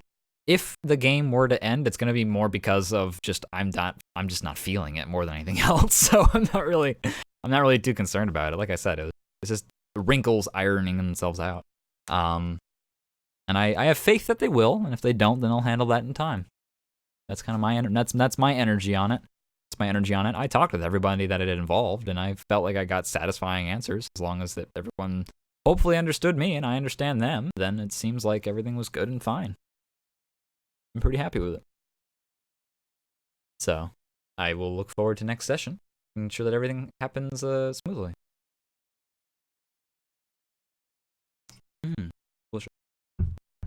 That was good. That's an example of something that went wrong, but I think something that was handled well. Hopefully, whether or not it was handled well just depends on does it happen again in the future. And it hasn't happened again yet. I know we haven't played yet, but so far 100% success. That'll be good. Other than that, what's some stuff I feel like I did good? It was good to make Rias and Otto Ruiz. His name is Ruiz Val Rias, which is kind of a joke to myself, because everybody was pronouncing his name differently all the time, and everyone was spelling it differently all the time. They were like flipping the U and the I. I knew that it was Ruiz the entire time, but like I would never correct anybody or anything like that. And so all I did was just make his name Ruiz Val Rias, and so now everybody's right no matter what. They're either just using his last name or his first. Making Otto and Ruiz show up is pretty good. Gareth was like, I can't believe they're here. And I'm like, can you really not believe that they're here? Because that's the dramatically satisfying thing that would happen. And that's been fun, and I feel like it was good to get that meeting with Gareth done between Otto and I didn't realize how much Gareth was relying on Otto to give him permission to be an adventurer. And that was kind of a dangerous thing for that player to do, to kind of rely on the DM to, like, he made a character that would literally lay down his life to this NPC if the NPC so deemed it. And so that kind of basically just put it in my lap of like, do I want him to continue playing this character or not? And that was kind of a dangerous thing for him to do, because it was like he got kind of lucky that that's the way that Otto reacted. But I could have written Otto to be much more harsh and be like, okay, goodbye, and just thrust his rapier like through Gareth's throat, and like that's it. Reroll a new character. And I'm sure that Purely Salty would have enjoyed it. It just would have been weird. So I will admit that I'm not really used to him he's putting a lot of control in my hands, and I think I'm gonna have to at some point put a barrier there and be like, I'm not going to be able to use all the stuff that you have in your backstory. At this point, I'm kind of just relying on Gareth to be a self-actualized person. That isn't going to... this is the kind of the first... I told him, I was like, this is the first and only time that you're going to have this experience with Otto. Next time, he's probably going to kill you. And he's like, no, I understand. And I'm like, okay. It was fun with Azarine getting lost in the woods. It was fun with Azarine getting drunk and meandering through the city. That was a thing that I talked ahead of time with the player, though. I wouldn't recommend doing that unless you talked ahead of time with the player about it, because otherwise it's basically one party member just not playing for like a third of the game, which is something dangerous to do, and I would not recommend unless they knew it was going to happen ahead of time. Don't do it. That's my advice. Don't do that unless you talk ahead of time. I know it's cool and it's fun, and people like the idea of surprises. 9 times out of 10, it's better just to let the person know ahead of time and then have the other people be surprised. But 9 times out of 10, it's better just to like do the thing, and let other people be surprised as like your audience, rather than try to surprise the player themselves with something. That's usually the safer way to go. I hate to say it. I know people like the idea of like, oh, I want to surprise my player. And sometimes you can do it if you really, really know them really, really, really well. But like, it was still fun, even though Azarine knew it was going to happen. Because Brewkill and Gareth didn't know it was going to happen, and Brewkill played right into my hands of, oh, let's go get Azarine drunk. Because I did take a lucky guess on that one and be like, Azarine's definitely going to want to get a drink with Brewkill, and Brewkill definitely want to get like hammered. And that was kind of just my assumption of me knowing the party player and me knowing the character.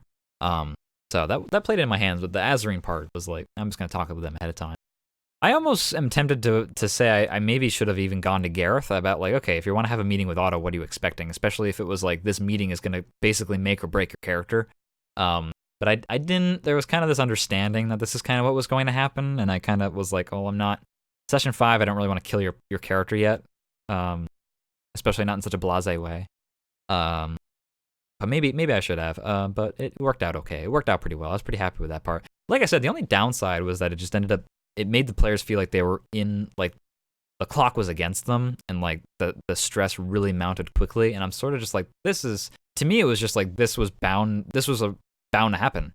This was the logical conclusion of everything that was going to happen, and it wasn't that big of a stressful situation to me, but they felt like we have to jump, we have to leave the city immediately, and I'm like, what do you mean? It's a big city.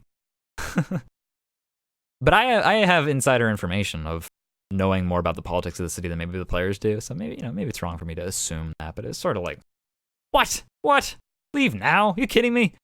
Your whole lives are going to be spent in danger. This is just one minute sliver compared to the danger you're going to have to put up with in the future. So yeah, it was sort of like, what do you mean? What do you mean? So that was, it ended up being more stressful than I wanted it to be. But that was kind of why I was like, all right, well, let me just talk to the players and be like, guys, I didn't expect it to be that stressful. It's not, this, to me, this isn't that big of a deal. This is going to be just one of many situations that you're going to be in where the clock is against you and people are looking for you and blah, blah, blah, blah, blah, and what this, that, and the other thing. And so I just thought it was business as usual, but sometimes you just have to take a step back and talk out of character, both as players to each other. That's kind of the biggest lesson from this, is sometimes we all just have to stop and get out of character to kind of like reissue the situation as the DM to the players, and as players to each other, and as players to the DM. Which is fine. This is a game. People get wrapped up too much in trying to, we've been spoiled by Critical Role and the Adventure Zone and all kinds of other like very narrative heavy, very well done, well executed narratives, and this is a game where there needs to be breaks in the tension to make sure that the players get the right situation. You can't just always rely 100%. Like you gotta, like, not everything. It's not necessarily that you failed as a DM if you have to stop and re-explain the situation. Like there's gray areas where it's like, oh, maybe you just didn't explain this thing enough. It's usually not that big a deal, but sometimes you have to just stop and be like, your character would know that this is not that big of a deal. Looking back, I even could have been just like, Brewkill, you've been wanted before, or you've been in situations where you've had to like deal with like Inquisition looking for something that you don't want found. Like this is a 3 or 4 on a scale of 1 to 10. But once it was like I wanted them to feel stressed, so I didn't want to diffuse it immediately. I just didn't realize exactly how stressed they were, because it was like, oh, they're stressed, good, but it was like, oh well, I don't want to be that stressed. So sometimes it works out, sometimes it doesn't. What was I going to talk about? So that was fine. I'm glad. I think I have just the right amount of NPCs right now. I could have just thrown a billion NPCs at the party members, but I don't feel like it would have benefited me. I can only juggle so many at a time. I feel like 3 NPCs is really the max that you can have, or maybe 4. All right, maybe 5. 3 is the prime number, though. Copperbell, Grant, Otto. Those were kind of like the main 3. But it can be argued that Ruiz was in there as well, so that's like 4. But those are the 4 NPCs of Kirith, really. There would have been others if they wanted to explore situations. Like if they went to the cathedral, they could have talked with like the priest MacArthur more, and I would have introduced him more, and I would have, But like the characters, all I can really do is dangle the NPCs in front of them and give them a small taste of what they're like, and then it's up to the characters to kind of decide who they enjoy and who they want to spend more time with. And really that comes down to just like Otto, Ruiz, Copperbell, and Grant kind of got thrust on them, but it's an important NPC to Valerie, and I feel like I did him justice. I think I portrayed him in a good, responsible manner for the backstory of Valerie. I'm pretty happy with that. I really like Copperbell. Like I said, this is in a game that was pitched to the party as it's going to be dark, depressing, and you guys kind of are going to be the underdogs pretty much all the time. I feel like it's going to, like, they need an NPC that they can trust.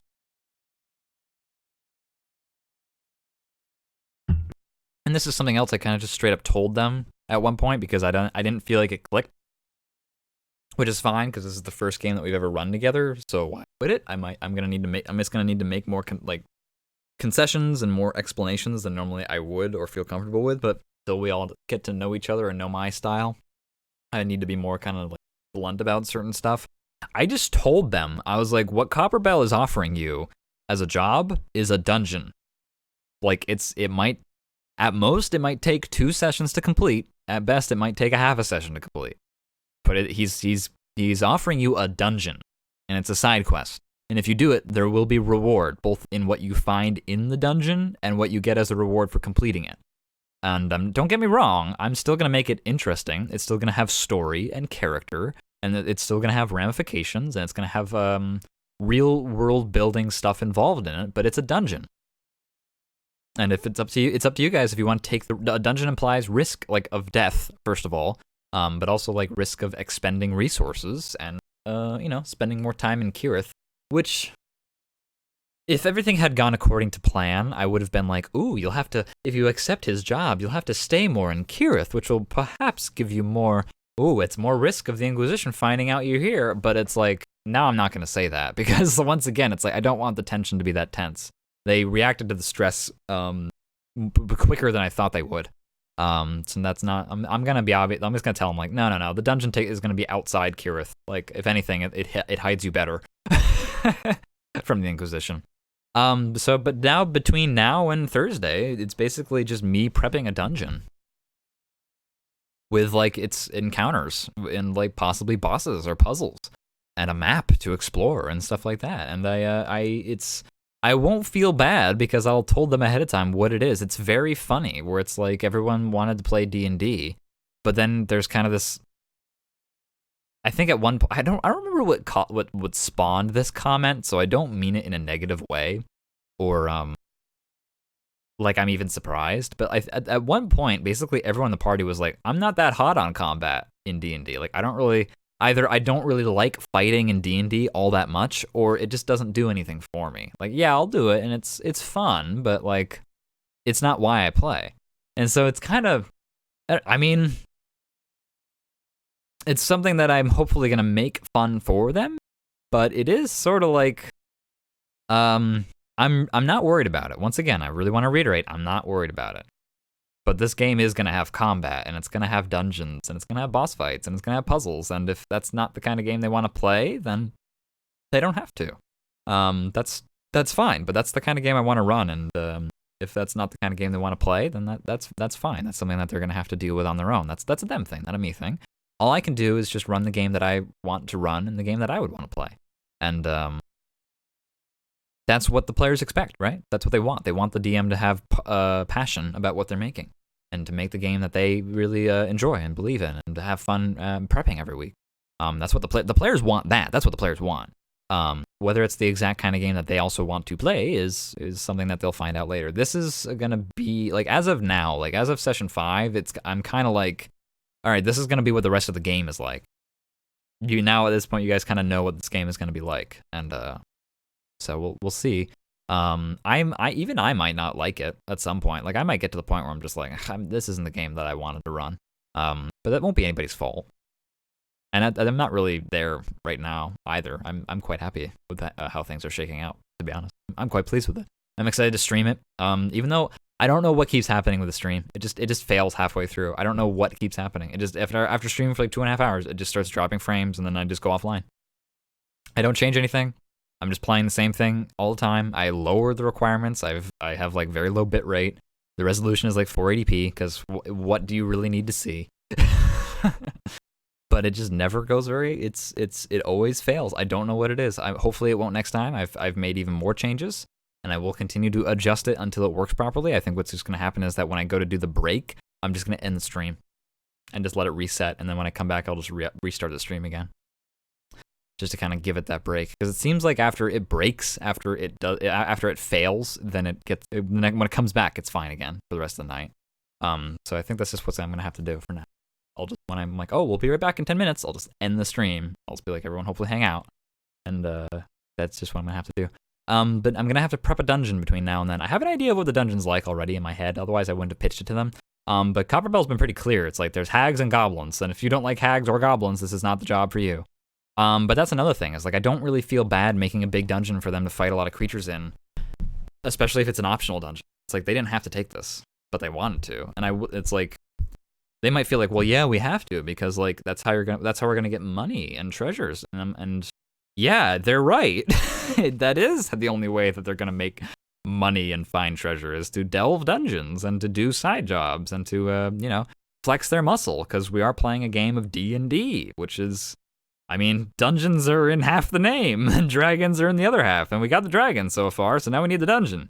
And if any of them kind of realize like I'm not a big fan of the combat, then I'm just gonna have to say like, I'm sorry, like this game is gonna have a lot of combat in it. It's not that I'm a war gamer, it's just that that's just the game I want to run. That's the style of D&D I like to play, I like to do. This is a game about exploring and finding the threats and the stuff that's in there. And I feel like the only reason that any of them would be scared by that is if they were being reductive, and if they were being like, well, if there's going to be some combat in the game, that means there's going to be lots of combat in the game, which of course none of them would ever do. They're not stupid. They're not going to be reductive and try to reduce my game down to mere simple sentences. It's a very multifaceted game with a multitude of things to do in it. There's going to be lots of RP, there's going to be lots of puzzles, there's going to be lots of combat, there's going to be lots of everything in different quantities at different times. And I'm hopefully going to make it interesting all the time. Travel will be made interesting. If it's boring, then I would be bored as well. I'm not going to just make boring content, hopefully. If there is boring content at some point, it's because of a mistake. It's not on purpose. If there's a situation where it's like I made content on purpose and it's still boring to them, then it's like, okay, well then there's a problem. But we'll see. So far, everyone's enjoyed my combat so far. Or they've enjoyed it in the way that I've wanted to enjoy it. Like there's been combat that like was life-threatening to their characters. And they might be like, oh, that sucked. But it's like, I feel like it was good content because it made the character feel threatened. And I want them to feel threatened. I want the characters to feel like they're in a bad situation. And that's how you do that with combat. I mean, we're not playing Trails of Cthulhu, we're playing D&D. There's initiative and AC. If Gareth bought fancy new armor, he's going to fucking use it.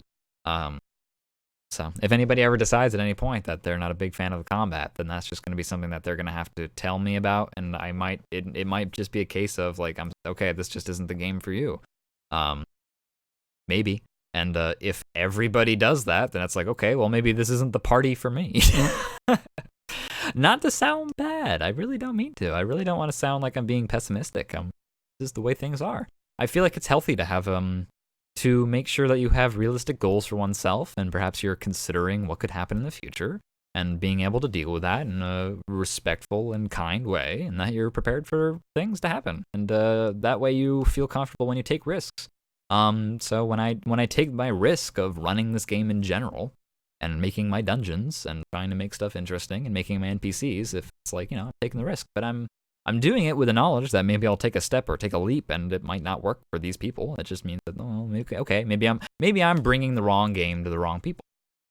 And that's not, that's only a problem in just what I've just said right there. It's the wrong game for the wrong people, but it doesn't make anybody bad people. It doesn't make anyone it doesn't mean that like anyone's committed a grave sin they need to whip themselves for or something like that. Like, oh, okay, whatever. Well, all right, gave it a shot. We had some fun for a few weeks.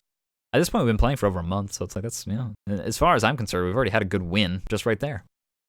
A lot of games don't actually reach their conclusion, and I hope that nobody ever feels like they're in my game that they need to hang on to the end. Like I want people to feel very comfortable to be like, it's been fun. And I've had some good memories made with this, but I'd like to leave for whatever reason. Maybe I don't like the RP. Maybe I don't like the story. I don't like worrying about rations. I don't like you do a lot of combat, and I'm not a big fan of the combat. And it's like, all right, well, whatever. I'm not gonna hold it against them. I will happily, I'll sure, all right. They don't have to play D&D. Maybe I'll play video games with them another time or do a stream or whatever. Like, I mean, I'm still friends with them even if they don't necessarily want to play my D&D game. I'm not gonna take it personally. I'm playing the game that I want to run. I'm playing the game that I would like to play in, and that I understand that that's not always going to be the game that everyone wants to play, because not everyone's me. And I also understand that the way I resolve things as a DM might even be like, I like the game, but I don't like the decisions you make sometimes. And it's like, well, that's a little bit more personal, but I'm not going to hold it against them. Because you can have an issue with the way, you can like a story that an author in theory wrote, but not like the way that they wrote it. I feel like there's a lot of old books that are written in very obnoxious ways, and it just kind of controls, it limits their ability for the story to reach a broader audience. And in a similar vein, it's like I might have a good story, but maybe they just don't like the way I DM. They just don't like my style. Which is fine. I like my style. It just means that it's like, okay, maybe we're not right for each other. But I'll happily do other stuff for them on the side. I'm probably going to continue doing the streams no matter what. I'm trying to get used to this whole like stream something every Tuesday thing. And it's been fun. No matter what, I'm going to do something on Tuesdays. I like talking about D&D, but it's very presumptuous. It assumes that I actually make good decisions and I know what I'm doing, which is very wrong. At the very least, D&D streams on Tuesdays would become that's some strong stuff, bourbon. It would become like maybe making some homebrew content, like maybe making that that rule set or those abilities that maybe encourage more tank-like abilities, or that game that I threatened to make last session, where it seems like I'm coming across a lot of people who are playing D&D who like the idea of having a role that they have to fill in a party, and I'm noticing that D&D is not built to scratch that itch. Maybe I'll make that game someday. Like I said, there's ways to emulate it in D&D, but I'm never gonna agree that. Well, no, never is a strong word. I don't want to speak in absolutes. Only a Sith. But only maybe I'll come up with some either homebrew additions to D&D, or maybe I'll just scrap it, come up with my own thing. I've been really desiring a new game system for a while. But I'm fully aware that it's a dangerous kind of system that I want to make, because I really want to. D&D 5th edition is good because it's simple. I know it seems complicated. Sometimes I feel like a lot of new players are like, there's so much to know, and I'm like, honey, you don't. This is so bare bones compared to what it used to be. Like D&D 3rd edition 3.5 had so many modifiers in it and bonuses to stuff they had to keep track of. 1st edition made no sense, and a lot of the rules were just broken. 4th edition, I liked 4th edition. It was okay. It tried to gamify a lot of the story, though. Like D&D 4th edition tried to gamify narrative. That's what the skill challenges system was, and I like it. That's kind of where I'm probably a minority. Is it's like I do like it when there's numerical representations of all my character skills. I would like to play a game that had more wiggle room between a D20. I would like a game that maybe used percentile dice. Like you rolled percentile dice, see how stuff, and maybe you had more wiggle room when it came to your stats. Besides just like, do I have these 4 stats, and if I'm proficient in it, they're all basically I'm basically the same goodness at all of these stats. Maybe I would like a game where like a +1 sword, maybe it wasn't that big of a deal. I would like to be able to get a +1 sword and have it not be game breaking. Or like, something that gave more control to the players than D&D. Like I don't, maybe it's because I'm the DM and I'm spoiled and I know behind the scenes and stuff like that, but like the DM has a lot of control over the game. They're not really just an arbiter. They're not really just a referee. I think like maybe in Adventurers League they're more like that. But like the games that I've played, the DM has like a lot of control over it. And I think it might be fun to make a game that has more player control, but still emulates the feeling of adventuring D&D. Because I feel like there's like the hero, what was it? The Fate system is one that is, it's supposed to be much more cooperative in the sense of like the DM, the Dungeon Master, or I don't remember what they're called. Probably just GM is the better term to use. It has like a control over writing the premises of the various stories. But then depending on the dice rolls, it is up to the player to decide kind of what happens, and they're kind of having a lot more control over the narrative. So maybe I'm just looking for another system that I want to try out someday, but I feel like I would like a system that gave a lot more control to the players in terms of abilities and to control the flow of battle, because I like combat in D&D. I'm not a war gamer necessarily, but I like it. I like RPGs. I like having stats that I'm leveling up. I like that feeling of growth, and the easiest way to represent a feeling of growth is with stat sheets that change over time. That's why people do it. I mean, that's why Final Fantasy has like level ups and stuff like that. Is because it's a good way to represent exploration and growth for a fictional character. I think it's a good system. I quite enjoy it, and I think it should be used for a lot of stuff. But I'd like to see a game that maybe had a little bit more loot tables. You know, it's something that like the players could count on. You know, I feel like a lot of players just end up having to ask their DM, like, I really like this magic item. Is there some way I can show up in the game at some point? I would like to see maybe a game that let the players control like what magic items will show up there. Like maybe they have a skill that makes it so that when you kill an enemy, you're allowed to roll on a loot table and you can pick which one it is. Like there's multiple loot tables or something. You know, I like that idea. Or, you know, something that gives control to the players like that so they can shape the way their characters without having to rely on the DM indulging them. Or possibly changing things behind the scenes. I would like to see that more. I'd like to see more like the players having control, like over, like if they want, okay, fine, you want to play a tank character? Here's tank skills. Here are skills that, make it so that any enemy that tries to attack you is going to have regular attack and anyone else is going to be at disadvantage. Like, and then having like that class have like way more hit points and stuff like that, and actually like fulfilling that role. And then I would like it so I wouldn't have to. I do like that. It's so funny. I picked D&D because I want players to play whatever they want, and they feel, and so that they don't feel like they have to fill a role, and then they all want to fill a role anyway. It's like someone's like, oh yeah, I'm gonna be the healer, and I'm like, you don't have to be the healer, but they want to be the healer. Like, oh, they don't, like, oh, I want to tank for the rest of my party, and I'm like, well, you don't have to, and I don't want to make a game where you do have to, but it's like they want to, which I understand. I mean, like I said, I enjoy tanking and I enjoy barbarians, and half of barbarian is like just having a shit ton of hit points, so you never have to worry about that. You just have to worry about protecting your team. So it's weird. It's like the D&D does kind of make room for those fantasies of wanting to have a fully rounded party, and it has sub skills that are geared towards it, but then in other ways it doesn't fulfill that. It's just kind of interesting. So maybe next Tuesday I'll do a quick summary, but so far as long as we're playing this other game, Tuesdays are going to be the summary of the game, and then me just kind of rambling for another hour about stuff that strikes me. And we're a bit bare bones today. My usual vendors, my usual patrons are missing at this point. They're AFK, which is fine. People have their own lives. I'll just be alone. But you know, I got to do it anyway for my own sanity. I got to make a dungeon at some point. I don't know if I'll stream that. I probably shouldn't, because if I stream it, that'll make me do it, but it'll also be like revealing secrets to the universe, and I'll be limited on what I can say, and I won't get it done necessarily as quickly, but it would force me to do it. If I'm going to do it, I have to do it tomorrow and Thursday. I already kind of have an idea of what the dungeon's going to look like, and I say dungeon. This is something that one of my players was like, a dungeon, and like seemed surprised by that, and was kind of like, oh, well, let me rethink. But it was because it was like I kind of had to explain. That's like, no, not every dungeon is just an underground complex made of stone and cells. Like, a dungeon is just a term used by DMs and the game to define a location full of challenges. Really. And that can be anything. It could be a castle. It could be a forest. It could be a farm. It could be a windmill. It's just some place that is full of challenges that challenge the player. It's kind of my definition of a dungeon. I know the literal definition of a dungeon is an underground complex where prisoners are kept. Or a donjon, in which case you're talking about the top of a tower where a prisoner is kept. But it's not all dungeons are just like underground complexes or ruins. Obviously there might be ruins in this one.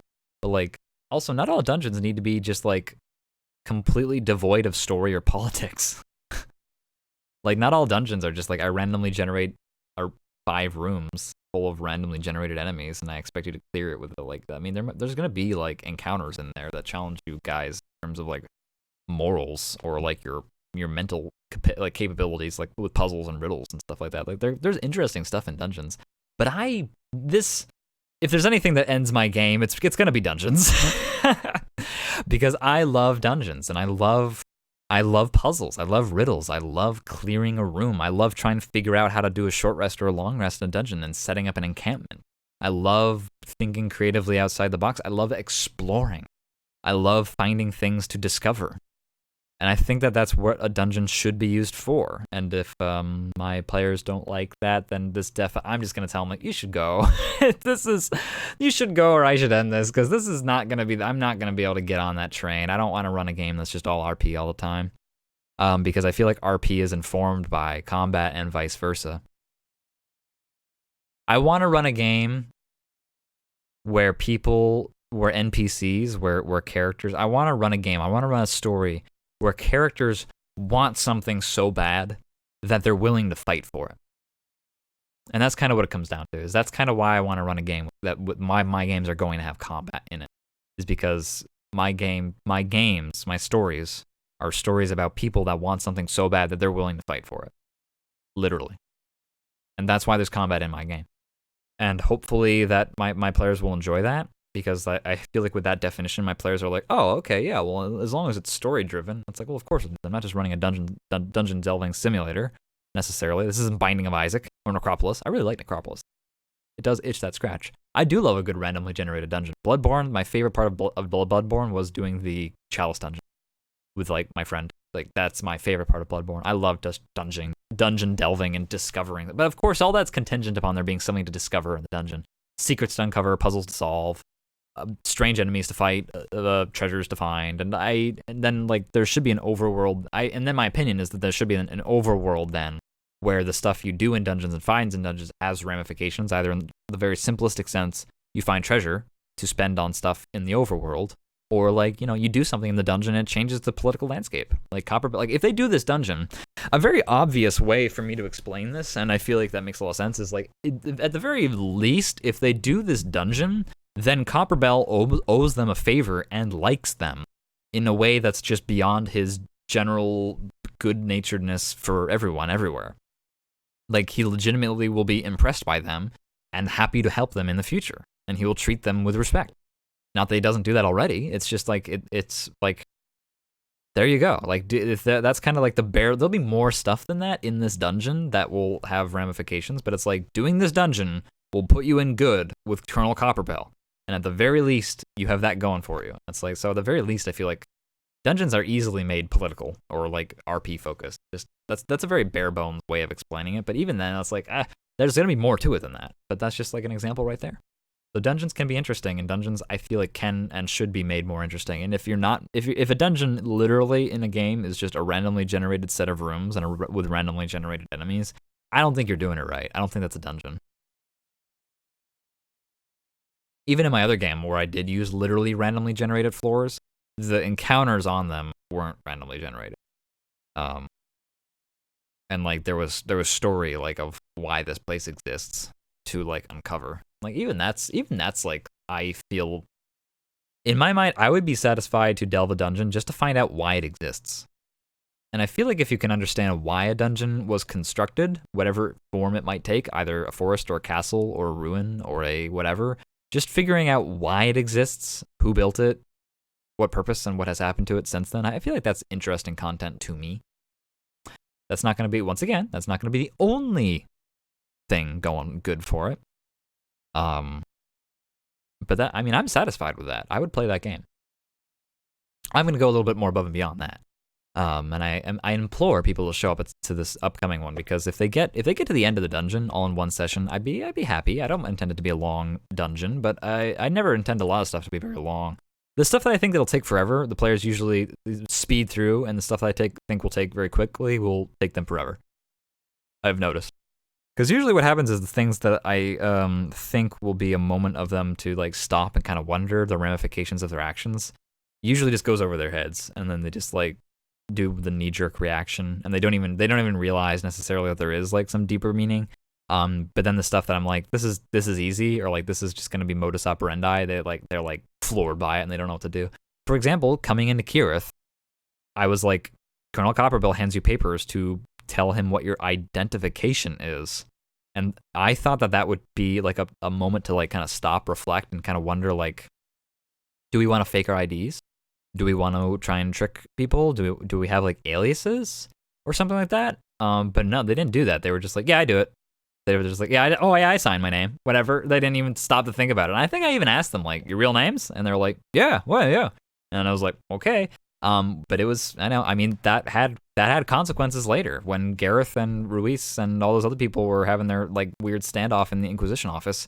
And I don't know who said it. I think it was Valerie. Was like, don't we have some kind of like nicknames or like alibis or something? And it was just like, no, you don't. At no point has anybody tried to obscure their identity at any point in Kirith. Nobody has attempted to do that, which is fine.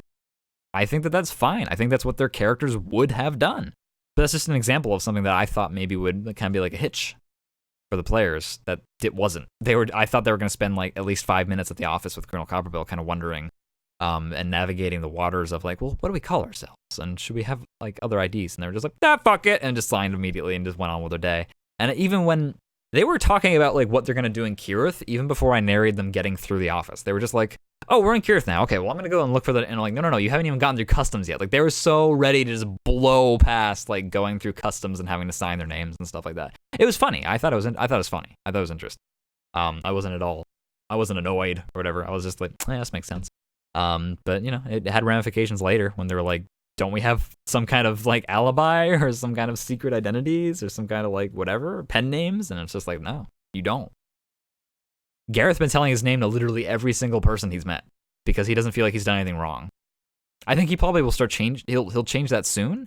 Once again, I pitched this game to the people of like, you guys are gonna be fugitives. So if they're gonna run their character, I hope it fits in with that narrative. I think it will. I'm fairly certain it will for everybody. But it's like if somebody wants to run a character that's just like gonna completely ignore the fact that they're a fugitive, then they're probably gonna end up getting killed. And hopefully it's just in a satisfying way. But so far it's been pretty good. I do kind of wish that when I very first started this game, I wrote 3 different pitches for 3 different games and sent it off to the players to kind of like have them pick which one they wanted to do. And I think that was a mistake. Everyone kind of was on the like,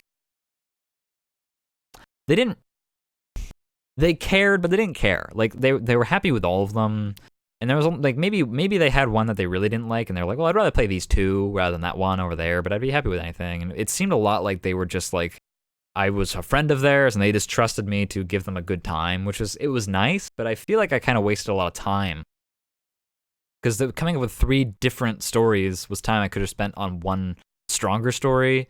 And I kind of do feel sometimes like I kind of feel that weight of like this setting, this world feels a little bit unfinished, and I have to come up with a lot of stuff at the kind of the heat of the moment, or like the week before or something like that. And it's kind of like I really wish I just, instead of giving 3 pitches, I should have just focused on one that I really wanted to run and had some meaning to me. But I was really hoping to treat this game as kind of like, let's just have some fun every week, and I don't want people to get super hyper fixated or attached, or I just want to try running some normal D&D rather than the sci-fi game that I'm currently running. And that was kind of all I really was thinking about at the time, so that's why I pitched 3. But I'm really thinking that was a mistake. I think my other DM's recommendation is like, it's good to have multiple ideas for games, but as long as you're actually like really actually passionate about each one that you're considering. Otherwise, I would just say just stick with the one that has more meaning to you in the game you really want to do. And they picked they picked one of the ones that I'm happy to do this. I'm not like I'm not having fun.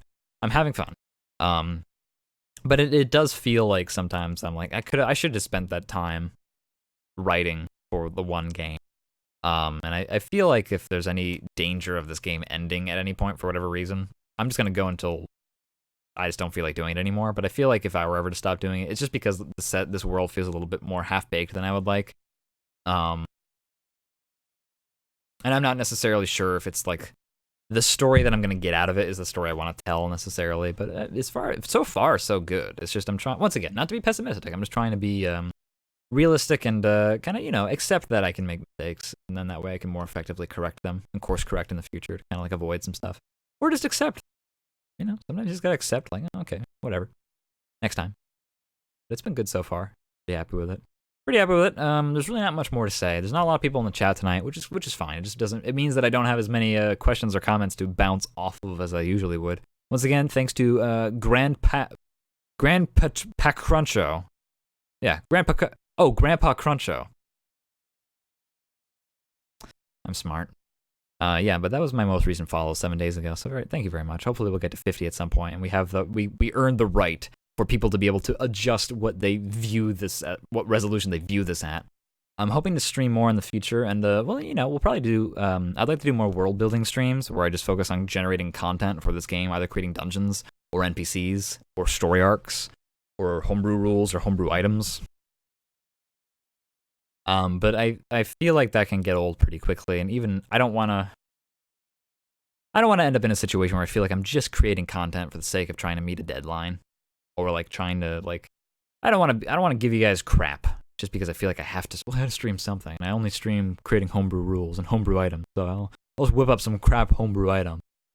So I'm not gonna do that. So that's why I'm gonna be more receptive to like actually playing games on Twitch. I know, horrible, terrifying, but I like my RPGs, I like my indies, I like my roguelikes. I want to do more Necropolis in the future, preferably with Snortling and Cat, aka Punk Chops, aka Brewkill in this game, because we all enjoy a good dungeon delve, and I really like that game a lot. It has a lot of fun stuff in it, and I like indie roguelike games where you can die and permanently have to start over, because it feels good. It feels good for streaming, because you can get a nice narrative in a stream, where you begin and end, and the story is told in the stream, and maybe you die, maybe you restart, and it's not like if I'm playing like a story game that has like a really deep story, I feel like it's harder to get people's attention and keep it, because then we're having this like, okay, well, we'll pick this up next week, and a week goes by, and who remembers what happened? And like, okay, well, maybe somebody misses one of the episodes, and now we're like 6 hours later into the game, and the story is kind of moot. So I feel like if I'm gonna play a game, I would rather it be something that's more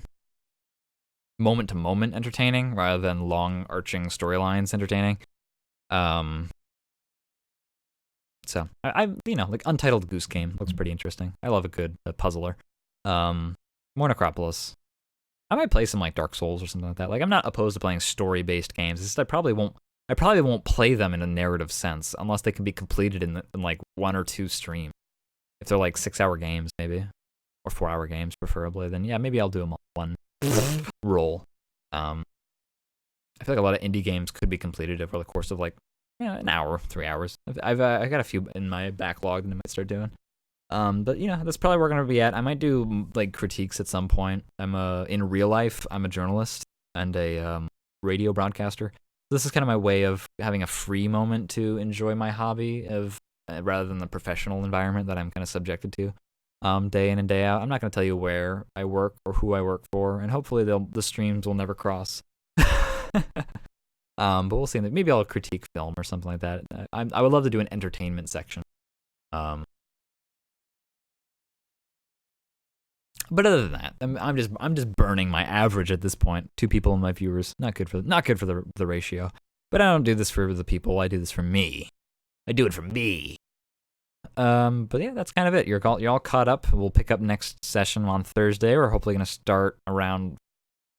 We've been starting at like 8 o'clock. I would really like to start at like 7 or 6, to be honest. Like, I'd rather start at 6 o'clock at night, and go until like 11. Like, going from 6 to 11 is still like 5 hours of D&D. Maybe like 7 to 11, maybe 6 to 10 is something I'd rather do. I like work on Fridays and stuff like that, so I feel like I want to start ending it sooner rather than later. And nobody can watch the damn thing. Because it just goes so goddamn late at night. And I did kind of want to do this in sort of a podcasty sort of way, a narrative streaming sort of way. So I'll probably be ending it a lot sooner. Probably only gonna be doing like 4-hour sessions from now on, and that's kind of it. I'll see everybody next time. I'm gonna hopefully do more streams throughout the week. Tuesday is the only one that's like guaranteed, like 2 o'clock, 5 o'clock. Wait, Tuesdays 5 o'clock. I'm doing my goddamn stream, and I'm streaming something. And I'm trying to be consistent on that, even if I don't necessarily want to be a streamer full time. I enjoy it, and hopefully I'll have people to talk to. But I'm gonna get going. Hopefully everyone's gonna have a good night. I'm gonna go get some food. Everyone else should as well. Godspeed. Farewell. Don't step on the black cat tail. Wait, what is this day actually? Oh, it's not. Oh, phew. We'll stream 2 more times before Halloween. I just wanted to make sure I wasn't gonna miss Halloween without wishing everyone